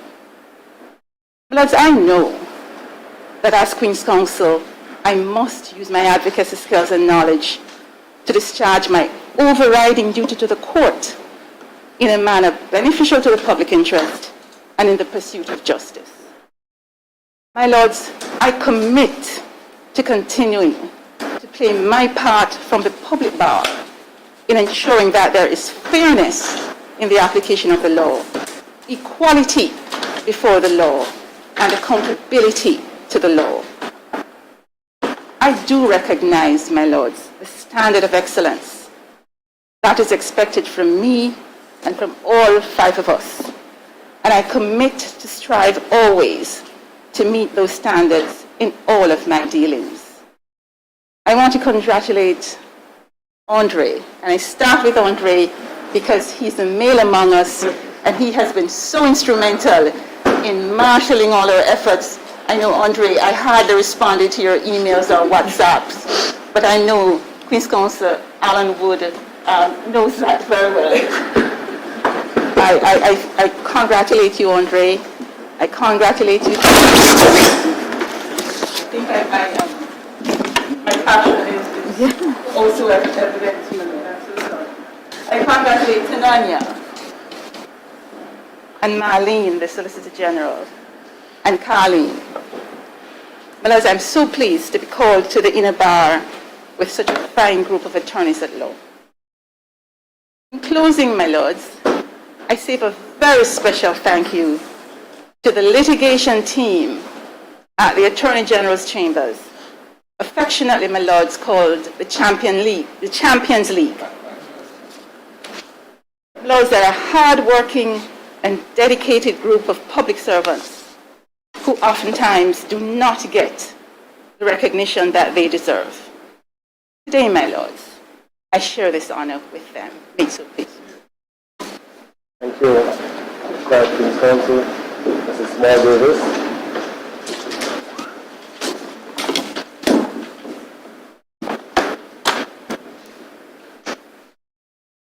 May it please you, my Lord Chief Justice, my Lord President of the Court of Appeal, My Lady Mr. Justice Nicole Pusey Foster, my Lady Miss Nicole Simmons, my Lord Mr. Justice David Batts. My time has come. This is the day that the Lord has made. I have been telling everyone that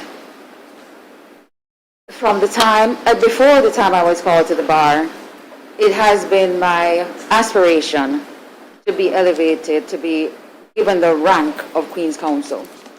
And God knows that I have put in the hours, certainly, for sure, the hours. I've clocked them.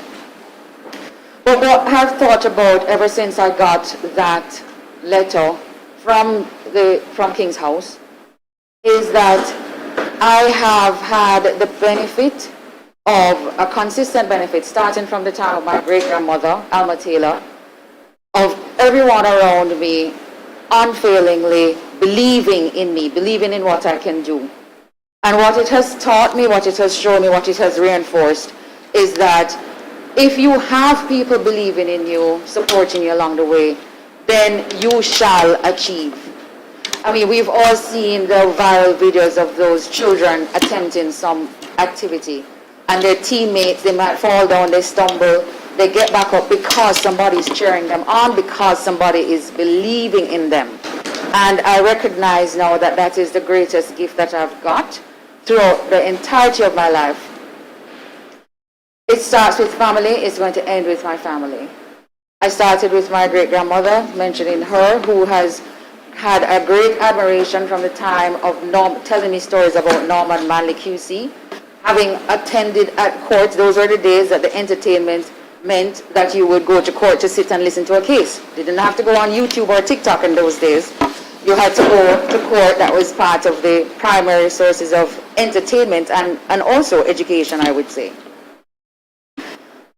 Obviously, there is a history in my family connected to the legal world, and I have said this just recently, and I need to say it publicly, that in all that I have done, the work that I've put in, the efforts that I've made to hone my craft and to hold this profession as a thing very dear and close to me, all that along that journey, all I really ever had in mind was to gain the admiration of my uncles. Richard Small, who rose to me back on that day in October 1992, and Hugh Small. I have been wanting, yearning, and needing to have their admiration and working always, hoping at all times to meet their standards, the standards that I know that they have practiced at. When I would go to 33 Duke Street at the time, Hugh was not in practice, and I would go into his office, and he had his letters framed and hung near to the entrance of his office. I would go in there so often and read those letters to myself and think, this is it, this is what I want, this is it. I had the same experience when I left Jamaica in 1999 and went to the British Virgin Islands and had the benefit of working with Mr. Gerard Ferrara QC, now Justice of Appeal in the Eastern Caribbean Court of Appeal. And similarly, I would go into Jerry's office and read the letters pattern hanging on his wall as always being like almost my North Star. This is what I want. This is what I'm working towards. And so it is very much a sense of accomplishment that I feel reaching this place at this time. As has been said by Mrs. Aldred and by Ms. Jarrett before me, we cannot get here without the support of many persons, your family primarily, but also colleagues. And I have had the tremendous benefit of being, committed and having a collegiate relationship with so many people across the Caribbean and beyond. And I want to also point out a few people. When I left 33 Duke Street under the tutelage of my Uncle Richard, which, I mean, has prepared me for everything that I'm doing to this day, and to go into the civil world, I had Mr. Dan Kelly, who entrusted me with his biggest clients. Again, he's believing in me that you can do this, and the expectation that had to be met, which spurred me on. I had Mrs. Joyce Kentish in Anguilla and Antigua, and before her, Dame Bernice Lake. Again, women who really supported me and encouraged me and kept me strong.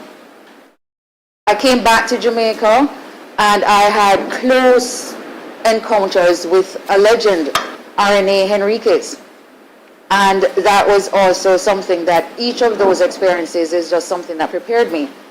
I did have trepidation in working with Mr. Alan Wood QC, because at the time I did not know him well, but I had the impression of him being very stern and very unforgiving and unyielding. I don't know where that came from, honestly, but that was my impression. And I have to say that Alan, along with everyone else at Livingston, Alexander and Levy, but especially to mention Alan, has been, completely supportive and allowed me to have the opportunity to spread my wings. As your Lordship, as your Chief Justice mentioned, I inherited the desk of Mr. David Batts. So I had the joy and privilege of reading his emails for some time after he had left, and to look at his file notes and to see the zeal with which he practiced the law, and almost all his files had something about this case being a righteous case. That was a famous thing that he would put on his case files. This man has a righteous case. And so I feel empowered by that to say we have to take on the battle, even when the victory is not certain, even when the law is not absolutely crystal clear, or even sometimes when the law might be against you and you decide, I have to take this case to see if I can move the needle somewhere along the way. I have had a tremendous support in the British Virgin Islands, in particular, Anguilla in particular, my colleagues there, I hope they're listening. And throughout the OECS in general, I've had great success. Everyone there just has these wonderful expectations of me, and I hope that I have made them proud.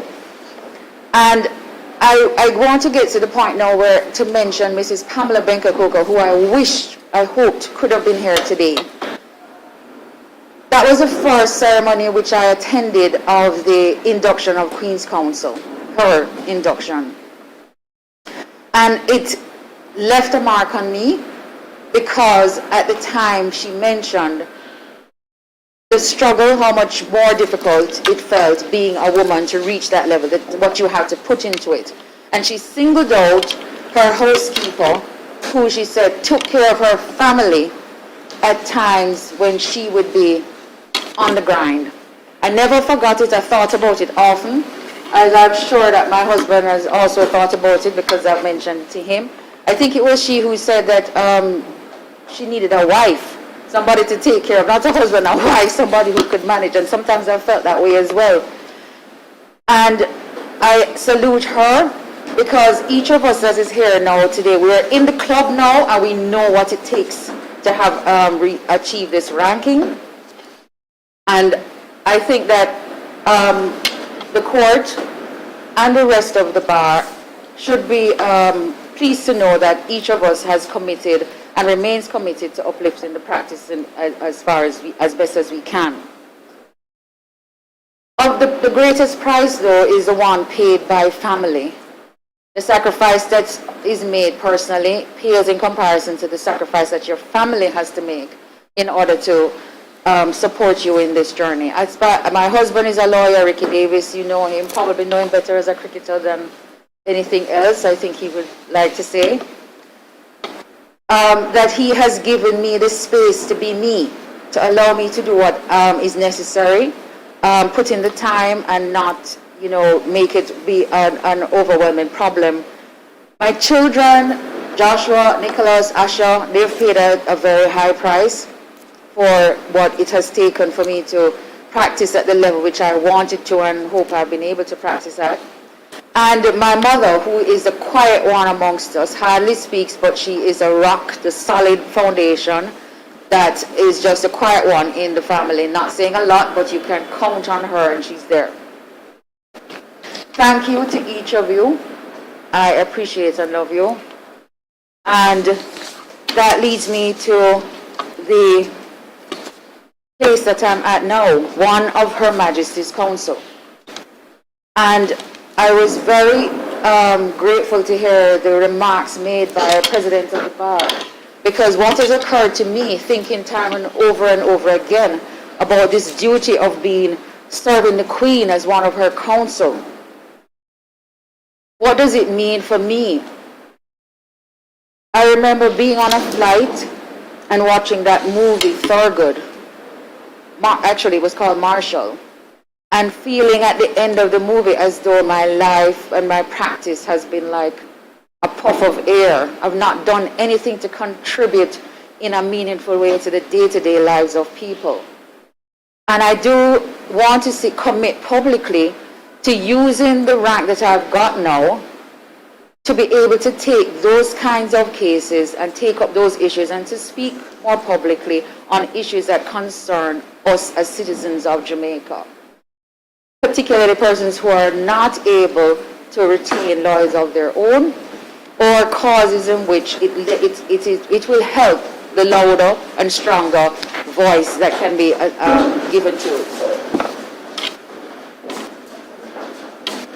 And so, my Lord, it is my pledge that in these matters concerning the Queen, notwithstanding, the fact is, as we are now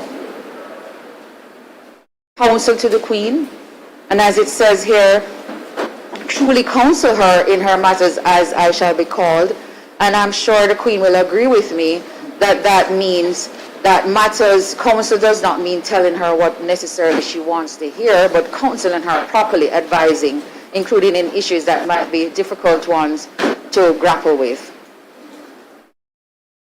As has been said before, I also want to acknowledge the merit that has been displayed by the cadre of us here today, Andre, Carleen, Marlene, and Althea. Each of them has attributes which I have aspired towards myself. I don't have many of them, especially Carleen and Althea, that quiet, distinguished way of presenting their matters. As much as you may not believe it, I truly aspire to be that kind of lawyer. And I also want to say how I just feel that today is just a serendipitous day, because I feel as though everyone who is here is connected to me in some way. My lady Nicole Foster Pusey was the year with me at when we entered the Faculty of Law. The two of us, we were the only two high school students, direct entrance at the time, straight from high school, and we're considered to be the babies. We were just like, actually it was four of us, Miss Noreen Small as well, and I think Mr. Dane Marsh. Miss Justice Simmons is someone who I knew from high school. The men always boast about the high school that they go to, and it's something to call out all the time, and I don't know why we do it. But we also had that in common. And I even looked on the screen, I noticed that we had Miss Justice Phyllis before, Mr. Justice Roy Jones, Miss Justice Gloria Smith, all of whom have reached out to me in different ways and have helped me along my journey. Justice Wesley Smith, before whom I think that $1 million award was made. And so I think that this is a truly remarkable day for me personally. I close in saying that I commit again to continued excellence as best as I can in the presentation of my matters in court, and now also out of court in ways in which the rank of Queen's Counsel can afford me access in places that might not otherwise be available. I thank you, my Lord. Thank you, Mrs. Ford. It's been spent now, Ms. Marmon.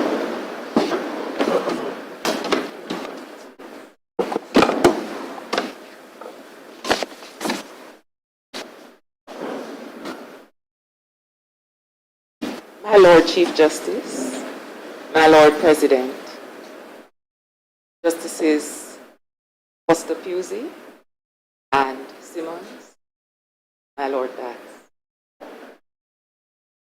My journey has been remarkable. And while this leg of it has been 20 years in the making, the novelty and wonder of that day when I was called to the bar remains. For I have not since encountered a day when my passion for learning and my gratitude for being a member of this noble profession waned.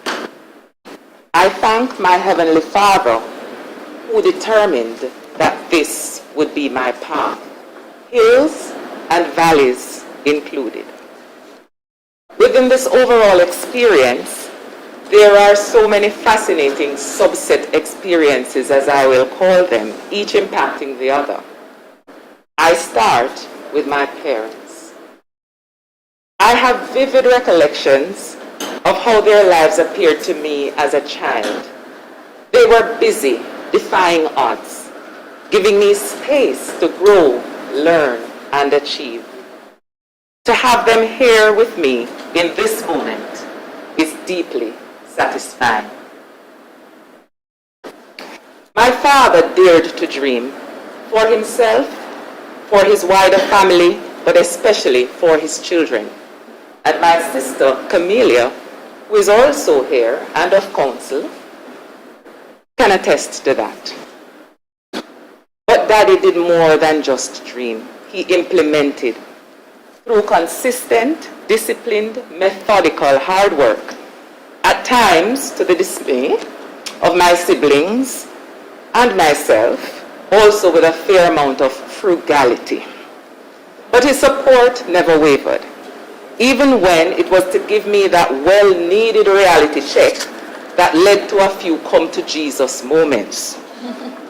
The work ethic and sense of responsibility I now have are inextricably linked to how my father raised me.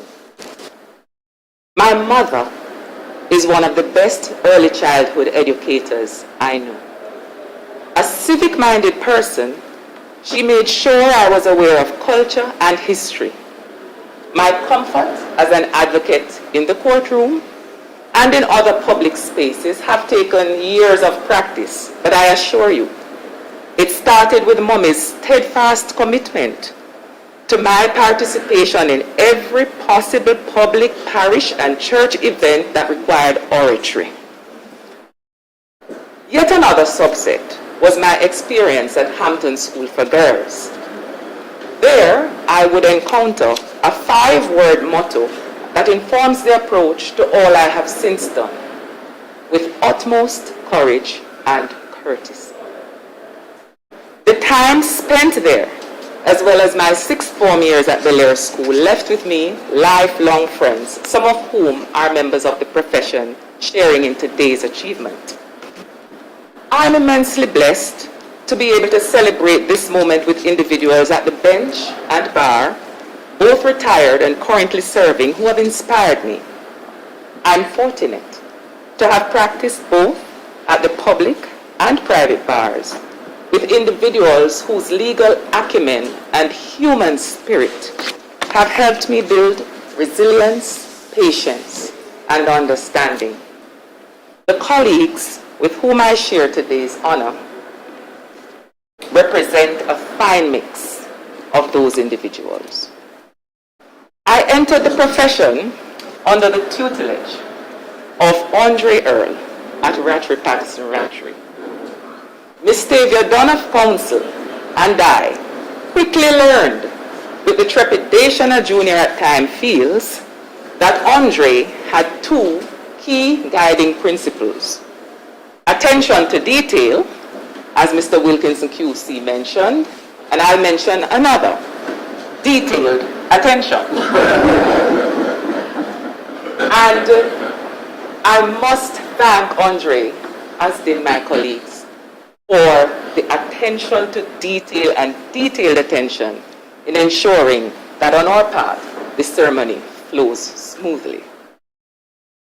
While under the direction of Mr. Earl, I met Mrs. Pamela Banker, Queen's Counsel, and I was in awe. I mentioned to her privately, and I am quite certain she would have no difficulty with me mentioning publicly, that in her I didn't have to imagine it, I saw a female advocate in charge of her craft unapologetically. And from the moment I met her, it was my intention to do the same. My formative years were also shaped by the Honorable Alfred Rattray, who passed on to me many nuggets of wisdom. One that stuck was, allow your work to speak for you. I chose to build on that. My next significant step was joining the Attorney General's chambers as Crown Counsel in 2004, headed by then Solicitor General Michael Hilton, Queen's Counsel, and where my first placement was in the Litigation Division, headed by Patrick Foster, Queen's Counsel, both of whom have graciously stood by me today in this watershed moment. Mike is a taskmaster, an excellent legal mind, a consummate advocate whose renowned penchant for economy may well prompt him after we leave here today to joke that my submission was a bit too lengthy. It became apparent to me, especially after the reprimand I earned in 2004 for failing to acknowledge receipt of a letter within 3 days, that Mike's seemingly exacting standards are what best practices are made of. Mike placed a lot of confidence in me, both in the chambers and at the private bar. I was privileged to be part of his legal teams in several complex matters. To call Mike colleague and friend is a distinct honor. Patrick subtly and successfully hid his natural propensity to be a taskmaster, until in carrying out the tasks given to me, I would have to pause and say, wait, Patrick has me on the ropes here, when I realized the enormity of what he assigned. The moment I heard, Lamon, I knew what was coming. Patrick led a vibrant team, and we're all the better for it. It is not often that you get a sense that your career's trajectory is shifting, because you now appear on the other side of those who taught you. I have had that experience with both Mike and Patrick in major litigation, and they are as admirable opponents as they are teammates. The chambers will be indelibly etched in my memory, also because of my second term there, largely influenced by then Solicitor General, now Judge of Appeal, Mrs. Nicole Foster Pusey. Her leadership while I was Director of Litigation stretched my limits and inspired me to not just work hard, but to balance the role I had by then as a mother. I met Mrs. Marlene Aldred at the Chambers in 2004, Ms. Althea Jarrett in 2013. Marlene's depth of knowledge in matters of the Constitution and legislative affairs laid a solid foundation for so many of the cases argued out of the chambers. I learned from her. In Althea, I found a steady, remarkably gifted and witty advocate. Our paths crossed only for 3.5 years, but they were 3.5 years well spent. While I knew of Mrs. Tanania Small Davis for some time to be an advocate par excellence, it is only since my return to the private bar that I have had the pleasure of a first-hand view of her strong, persistent, and fearless pursuit of justice. I had the opportunity to come full circle, and it has been mentioned a few times. When I returned to Rattray Patterson Rattray in 2016 as a consultant, I recall Mr. Scott QC saying to me, "Welcome home." In 2019, when I joined Patterson Mayor Hamilton as a partner, a friend of mine who is a layperson got a bit confused and said, "What is it with you and the Patterson?" But it's pure coincidence. What is constant is that I'm surrounded by a team of attorneys I'm grateful to call colleagues. It is said that a lawyer is as good as her support staff, and that rings true for me. In office and at home, when I'm in the trenches, getting the submissions and court documents out, leaving in the early mornings, working the late nights, my staff have stood by me. I celebrate them today. I end now by speaking of the most life-altering of my subset experiences, my 9-year-old son, Daniel. As with modern parent-child relationships, particularly near the tween stage, where privacy looms large, I was careful to ask his permission to say what I'm about to. 2 days ago, I asked him, what are the top 3 things you would wish for mommy to do now that she's starting this new stage of her legal career? I asked him this question because I value his unspoiled look and outlook on life. More importantly, he is vested in this moment, having made his own sacrifices for me to achieve this goal. He said, and he numbered them. 1, always be the best lawyer you can be. 2, always tell the truth in court, because if you don't, you can be banned from court for life. And 3, don't let other lawyers ruin your day. I was intrigued by the answers, and particularly amused at the third. So I asked him to explain the answers, starting with the last one, and I'll share briefly what he said and my thoughts. Mommy, you need to process the law when you are in court, and you can't allow other lawyers to get you off course. This reminds me that we are in an adversarial arena, but we should not pay lip service to the term, my learned friend, for it signals that etiquette and good manners ought to prevail as we enhance each other's craft. We must be mindful that to do otherwise may just about ruin another's day.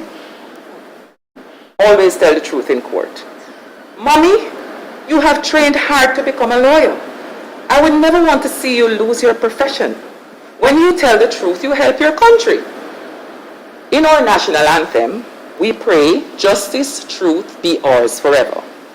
Truth must be our hallmark as officers of the court. Truth must never cease to be a pillar to the justice system we desire for all Jamaicans.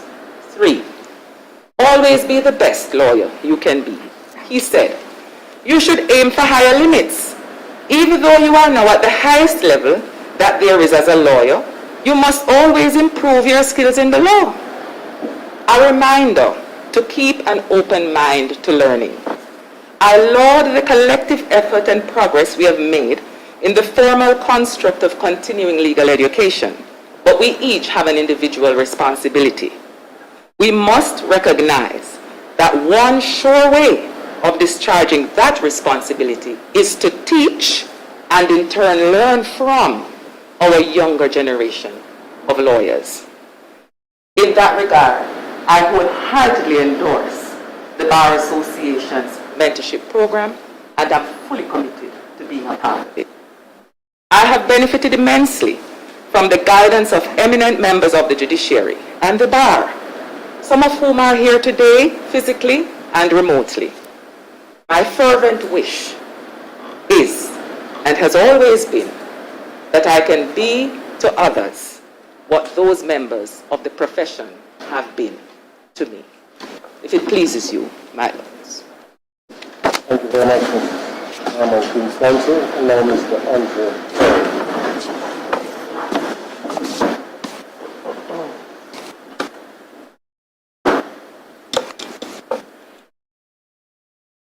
May it please you, my Lord Chief Justice, my Lord President, my ladies, my Lord.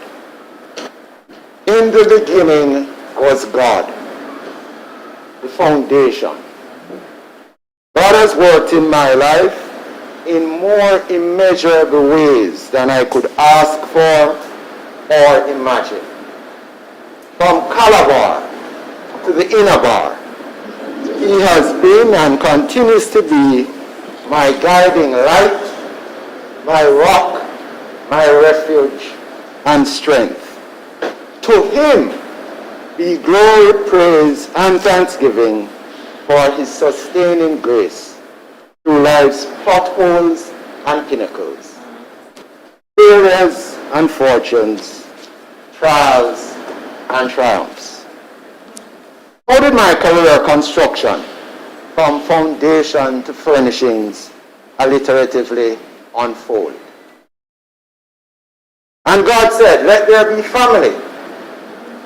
According to James Kent, nothing is so potent as the silent influence of a good example. My father found a remarkable gem in a woman called Pearl. Together, my parents, Joseph, an educator, and Pearl, Earl, civil servant, taught us to passionately pursue excellence while compassionately making time for others. I'm grateful for the examples of integrity and humility, commitment and compassion. I'm elated to have received this appointment in May, the month in which my father was born, and dedicated to my parents. Immediate and extended family, present and online, including my 13 godchildren. I'm aware this is a court of record, so let me be clear. I said godchildren. I'm eternally grateful for your love, support, and reassurance. I hasten to highlight the Trinity posse, the Thomases. For the fun Christmas vacations during my Caville days, I remain indebted. My sister and mentor, Sharon, who challenges me to be a better person. She calls me her favorite brother, despite my being her only brother. Sharon, you have been there through the cheers, fears, and tears. Yes, tears, especially when our parents died a mere 7 months apart. Daddy died in Sharon's birth month, and Mommy died in mine. I would be remiss not to acknowledge extended family member and domestic technician, Mrs. Caroline Patch, who ensures that home is a comfortable oasis, allowing me to focus on case preparation among other pursuits. Let there be fellowship and formal education. I wouldn't have received this appointment without encouragement and guidance from some amazing individuals and groups. St. Richard's Primary, Calabar High, the church, UWI, Norman Manor Law School, court staff, bench, bar, the RJR Greener Group, clients, friends, and associates. 1 Corinthians 12:26 says, if one member is honored, all rejoice. From the text, email, and personal congratulatory messages, all are rejoicing. My Bethel Baptist Church family has been a pillar. Former pastor, Reverend Dr. the Honorable Burchell Taylor, OJ, who blessed Earl and Wilson at our opening, often reminded us that it's not by might nor by power, but by my spirit, says the Lord Almighty. Mr. Dennis Morrison, QC, later President Morrison, at Norman Manor Law School, his humility and legal acumen were unrivaled. My lords and ladies, you motivate me to be adroit and organized in documentation, demeanor, and delivery. Let there be friends. Some learned friends who significantly shaped my career were Mrs. Pamela Banker, QC, admired for her eloquence, Dr. the Honorable Lloyd Barnett, OJ, an intellectual giant, Mr. Stanley Brody, QC, English Silk, with whom I appeared at the Privy Council. All classmates, among them QCs, Honorable Sam Volgin, Attorney General for the Cayman Islands, Mrs. Sandra Minor Phillips, and Mr. Ian Wilkinson. Also Mr. Frank Williams, Appellate Judge, Mr. Mark Golding, Leader of the Opposition, Mr. David Johnson, my flatmate in Barbados, and Mr. Alexander Williams, Jambar president. Over the 32 years, I've been exposed to some very worthy opponents in court who have enabled me to perform at my best and experience, in the words of Teddy Roosevelt, the triumph of high achievement. I thank God for all of you, from first-year practitioner to Queen's Counsel. Thanks, Queen's Counsel Wood, GLC Chairman, and President Williams Jambar for the messages of wisdom and congratulations. Let there be fruitfulness. In other words, go look a walk. At Ratri Patswatri RPR, where I spent the first 22 years of my career from 1989, the late Honorable Carl Ratri QC called me to the bar in this very court. Most Honorable P.J. Patterson QC, master strategist, deliberate in speech and meticulous in writing. He congratulated me on my appointment, proudly declaring that I was a product of the RPR stables.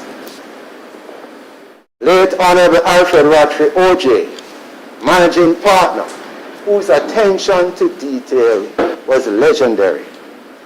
He allowed me the space to pursue legal matters against anyone. Theirs are the shoulders on which I stand proudly. Then in 2012, it was time to start my own work.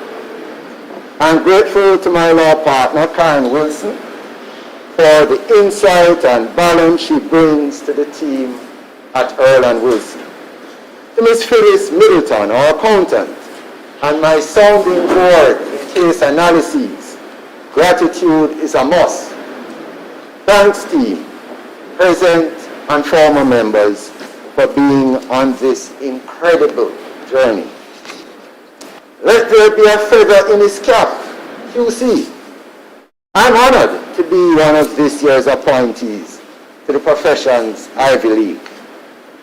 Sincere thanks to the distinguished selection panel for recognizing our contribution. Thanks, Ian, for moving my call. You're a tough act to follow, advocate extraordinaire, master chess player, fluent in Russian, dancehall DJ. Your talents appear limitless. And all this achieved despite being schooled at that institution on the Bellevue side of North Street. Darth McBean QC, thanks for robbing me. You have both been a source of unvarnished wisdom. Fellow appointees, the profession has evolved considerably since the appointment of Jamaica's first female Queen's Counsel, Mrs. Shirley Miller, 50 years ago in 1971.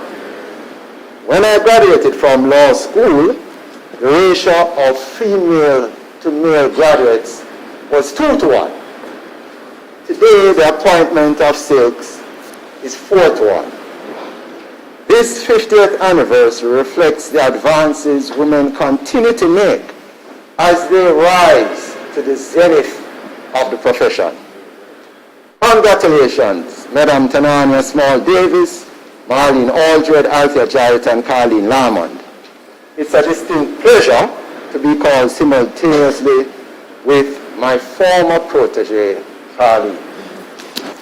And God said, look to the future. Whilst today we celebrate elevation to the highest rung of advocacy, I eagerly recognize fellow mediators across Jamaica. According to my friend Dr. Paul Ashley, instead of oppose, propose. Judges are under pressure and overburdened, so I implore litigants and colleagues to pursue mediation. It's far less stressful than litigation, less expensive, and creates a win-win result to settle conflicts amicably. Then God saw that it was time, and with a smile whispered, "Finish this speech." I close with words from H. Jackson Brown Jr. May our adversities make us strong, our victories make us wise, and our actions make us proud. In addition, may God always furnish us with His amazing grace and the enabling power of the Holy Spirit. He who began a good work in me is faithful to complete it. I am still a work in progress, assured that He will finish the work He started years ago. May it please you. Thank you very much. Mr. Earl, Queen's Counsel. I have remarks from President Brooks and Mrs. Nicole. Thank you, Chief Justice.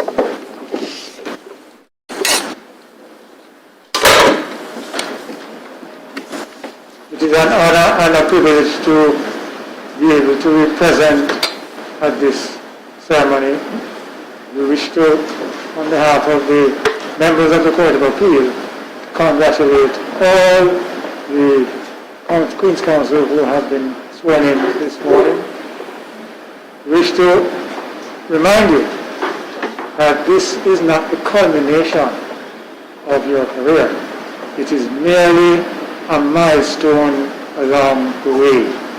And what is now required of you is a call to leadership, call to mentorship, which some of you have mentioned.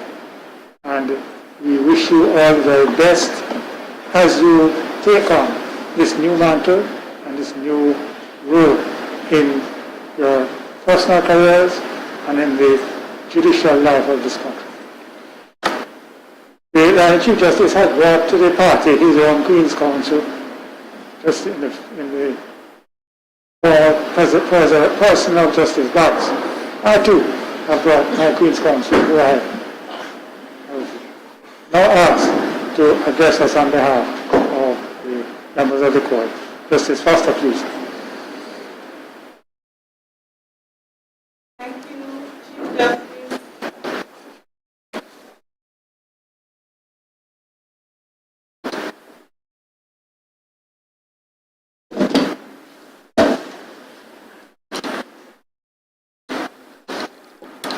Thank you, Chief Justice. Thank you, President, Justice Simmons, Justice Batts. I am delighted to have this opportunity to speak at this historic calling. I am able to say something about every person who has been appointed to be Queen's Counsel today, and I'm delighted to do so. Mrs. Aldred, I know it has been said before, but I just wanted to emphasize that although we may not see her in court over the last few years in major constitutional matters, she has led the preparation of the submissions from the chambers. And so the courts have in fact benefited immensely from your hard work and your great intellect in constitutional matters. So very proud, and I wish you all the very best. Ms. Jarrett, I know Ms. Jarrett will be happy to know that many judges are delighted when they see that you will be appearing and you will be making submissions, because they know that you will be clear and you'll be very helpful even if they do not end up agreeing with your submissions. But they're very delighted to have you appear before them. Mrs. Small Davis, well, I didn't know whether she wanted to share what her age might be, but since she has shared that we were the same class, then I can say that yes, we have a history. We grew together through the Faculty of Law and the Norman Manley Law School, and we truly appreciate your very sterling submissions. Indeed, you grappled very well with difficult concepts, and the court is indebted to your work and we continue to look forward to the contribution that you will make, both in the courts and in the profession. Now, Ms. Lamond and I have had to face a lot of battles even before our Chief Justice here. Some very difficult legal matters in which the Chief was very stern with us. But it has helped us to grow and be more resilient, because here we are today. Thank you very much, Chief. I want to congratulate Ms. Lamond, who I think we all acknowledge is very hardworking. She writes very well. And what I appreciate too is that Ms. Lamond is able to be a leader as well as to support the leader to the best of her ability. And so I encourage her to continue. And of course I encourage you all, at the end I have a few words I want to read, but to continue to acknowledge the importance of family, as I think each applicant, each person appointed has acknowledged the importance of family. Now for Mr. Earl, I have a little grounds because I was in a matter with him, a personal injury matter, in which he was so persuasive, and I'm sure he represented his client so well that at the end I thought my client could have gotten a little more money, but I could see his expert negotiation skills and being able to go for the best of his abilities to get the best outcome. I do agree that it was a win-win outcome for your client and my client at the time, but I would have been happy with a little more for my client. But congratulations, Mr. Earl. You really, really bring a substantial contribution to our courts. And now a word for all of our appointees. I'm so delighted to be participating. An unknown author said, success isn't just about what you accomplish in your life. It's about what you inspire others to do. And I believe this is a very apt quotation for this ceremony, where as Queen's Counsel, you will be making a contribution not only by your legal submissions and your legal work, but also the guidance that you will provide to others and the example that you will set.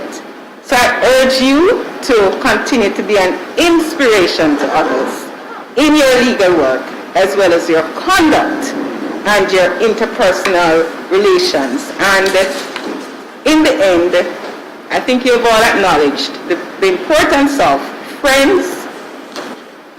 Don't neglect your friends, don't neglect your family, and don't neglect your faith. So congratulations to all of you. I'm very delighted for you, and I know that we will continue to be proud of you. Thank you, Chief Justice, for this opportunity to speak. Thank you very much. So, ladies and gentlemen, if you have the program, you will see that this is the point where the Chief Justice releases counsel to go to the other courts that are sitting, and then they have the closing remarks. But I'm going to reverse that a bit. I know that we have been here for quite some time, and some of us may be anxious to, at the very least, increase the circulation in the rest of our limbs since you have been sitting for such a long time. So I just wish to thank all the persons who made this possible. They have the persons here who have been called to the inner bar. Let me say on behalf of the judges here in the Supreme Court, and I've heard from the judges of the Court of Appeal, that when their names were circulated among the judges, there was no dissenting voice, and all the judges have had good things to say about each of you here, the quality of your work and the submissions and your demeanor and just general conduct of yourselves as persons both within and outside of the halls of the courts. So on behalf of the judges here in the Supreme Court, let me congratulate all of you and all of us indicated that it would just be a matter of time. It's a matter of when, not if, you would be called to the inner bar. The COVID-19 has brought a number of innovations, and one of them being the ability of persons within Jamaica and outside of Jamaica to participate in ceremonies of this nature. And I think it is important that that continues to happen in this way, because it is also a question of access to justice and letting persons see what happens in our courts from time to time. I know that the question of live streaming of hearings has been under discussion for some time, but I suspect it is closer than you think. That is something that we have been thinking about and will no doubt introduce in an appropriate way, because we think it is important for members of the public to be able to see and to hear firsthand what is happening within their law courts. It is also a pleasure for me to see the many family members who are here. I think it is important for you to participate in this way, because you now have an opportunity to see and to hear from the peers of your sons, your daughters, your husbands, your wives, aunts and uncles, and what their colleagues think of them.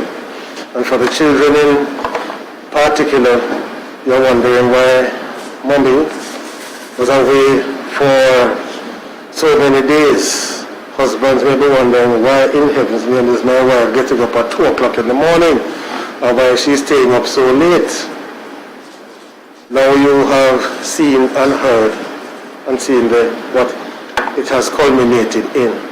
And so I, on behalf of the judges, wish to thank you for your support, because the support that you give to them is of extreme importance, not just for them personally, but the question of the rule of law and access to justice. Because they have a constitution. There is a question of constitutionalism, which is a different thing from having a constitution. The constitution is a written document, but constitutionalism is a way of thinking, a way of practicing, a way of going about things and organizing your society so that the rule of law is embedded and nourished and entrenched in our society. And so sometimes when we hear of lawyers, quote unquote, taking on popular cases, or why is this lawyer representing this scoundrel, it is part of the rule of law and to ensure that we are a society of laws and not ruled and governed by the whims and fancies of men and women.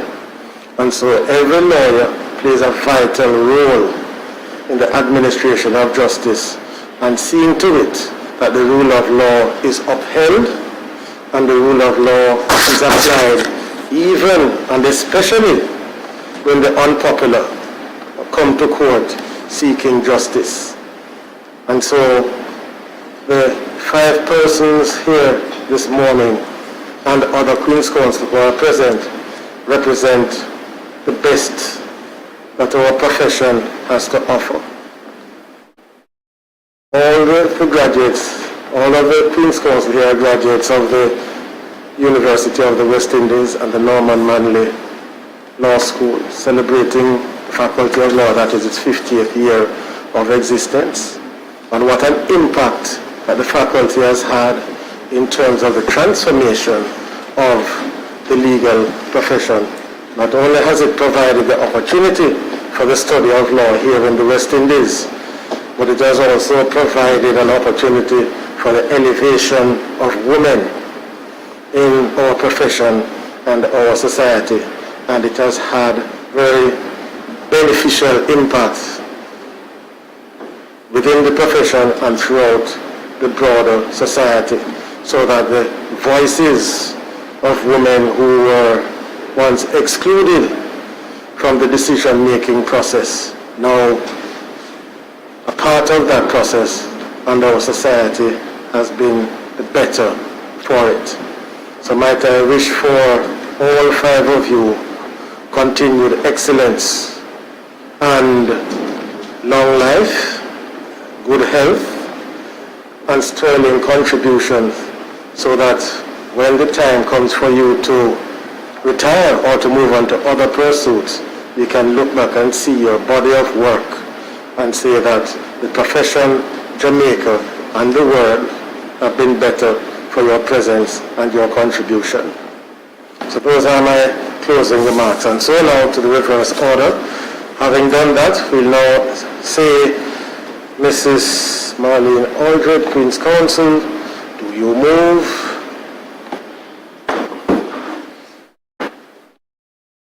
And Miss Althea Jarrett, do you move?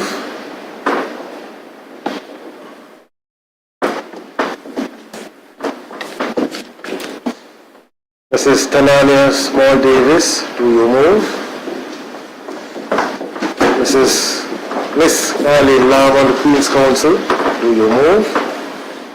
And Mr. Andre Earl, Queen's Counsel, do you move? And so we'll take the adjournment. This honorable court is now adjourned. God save the Queen.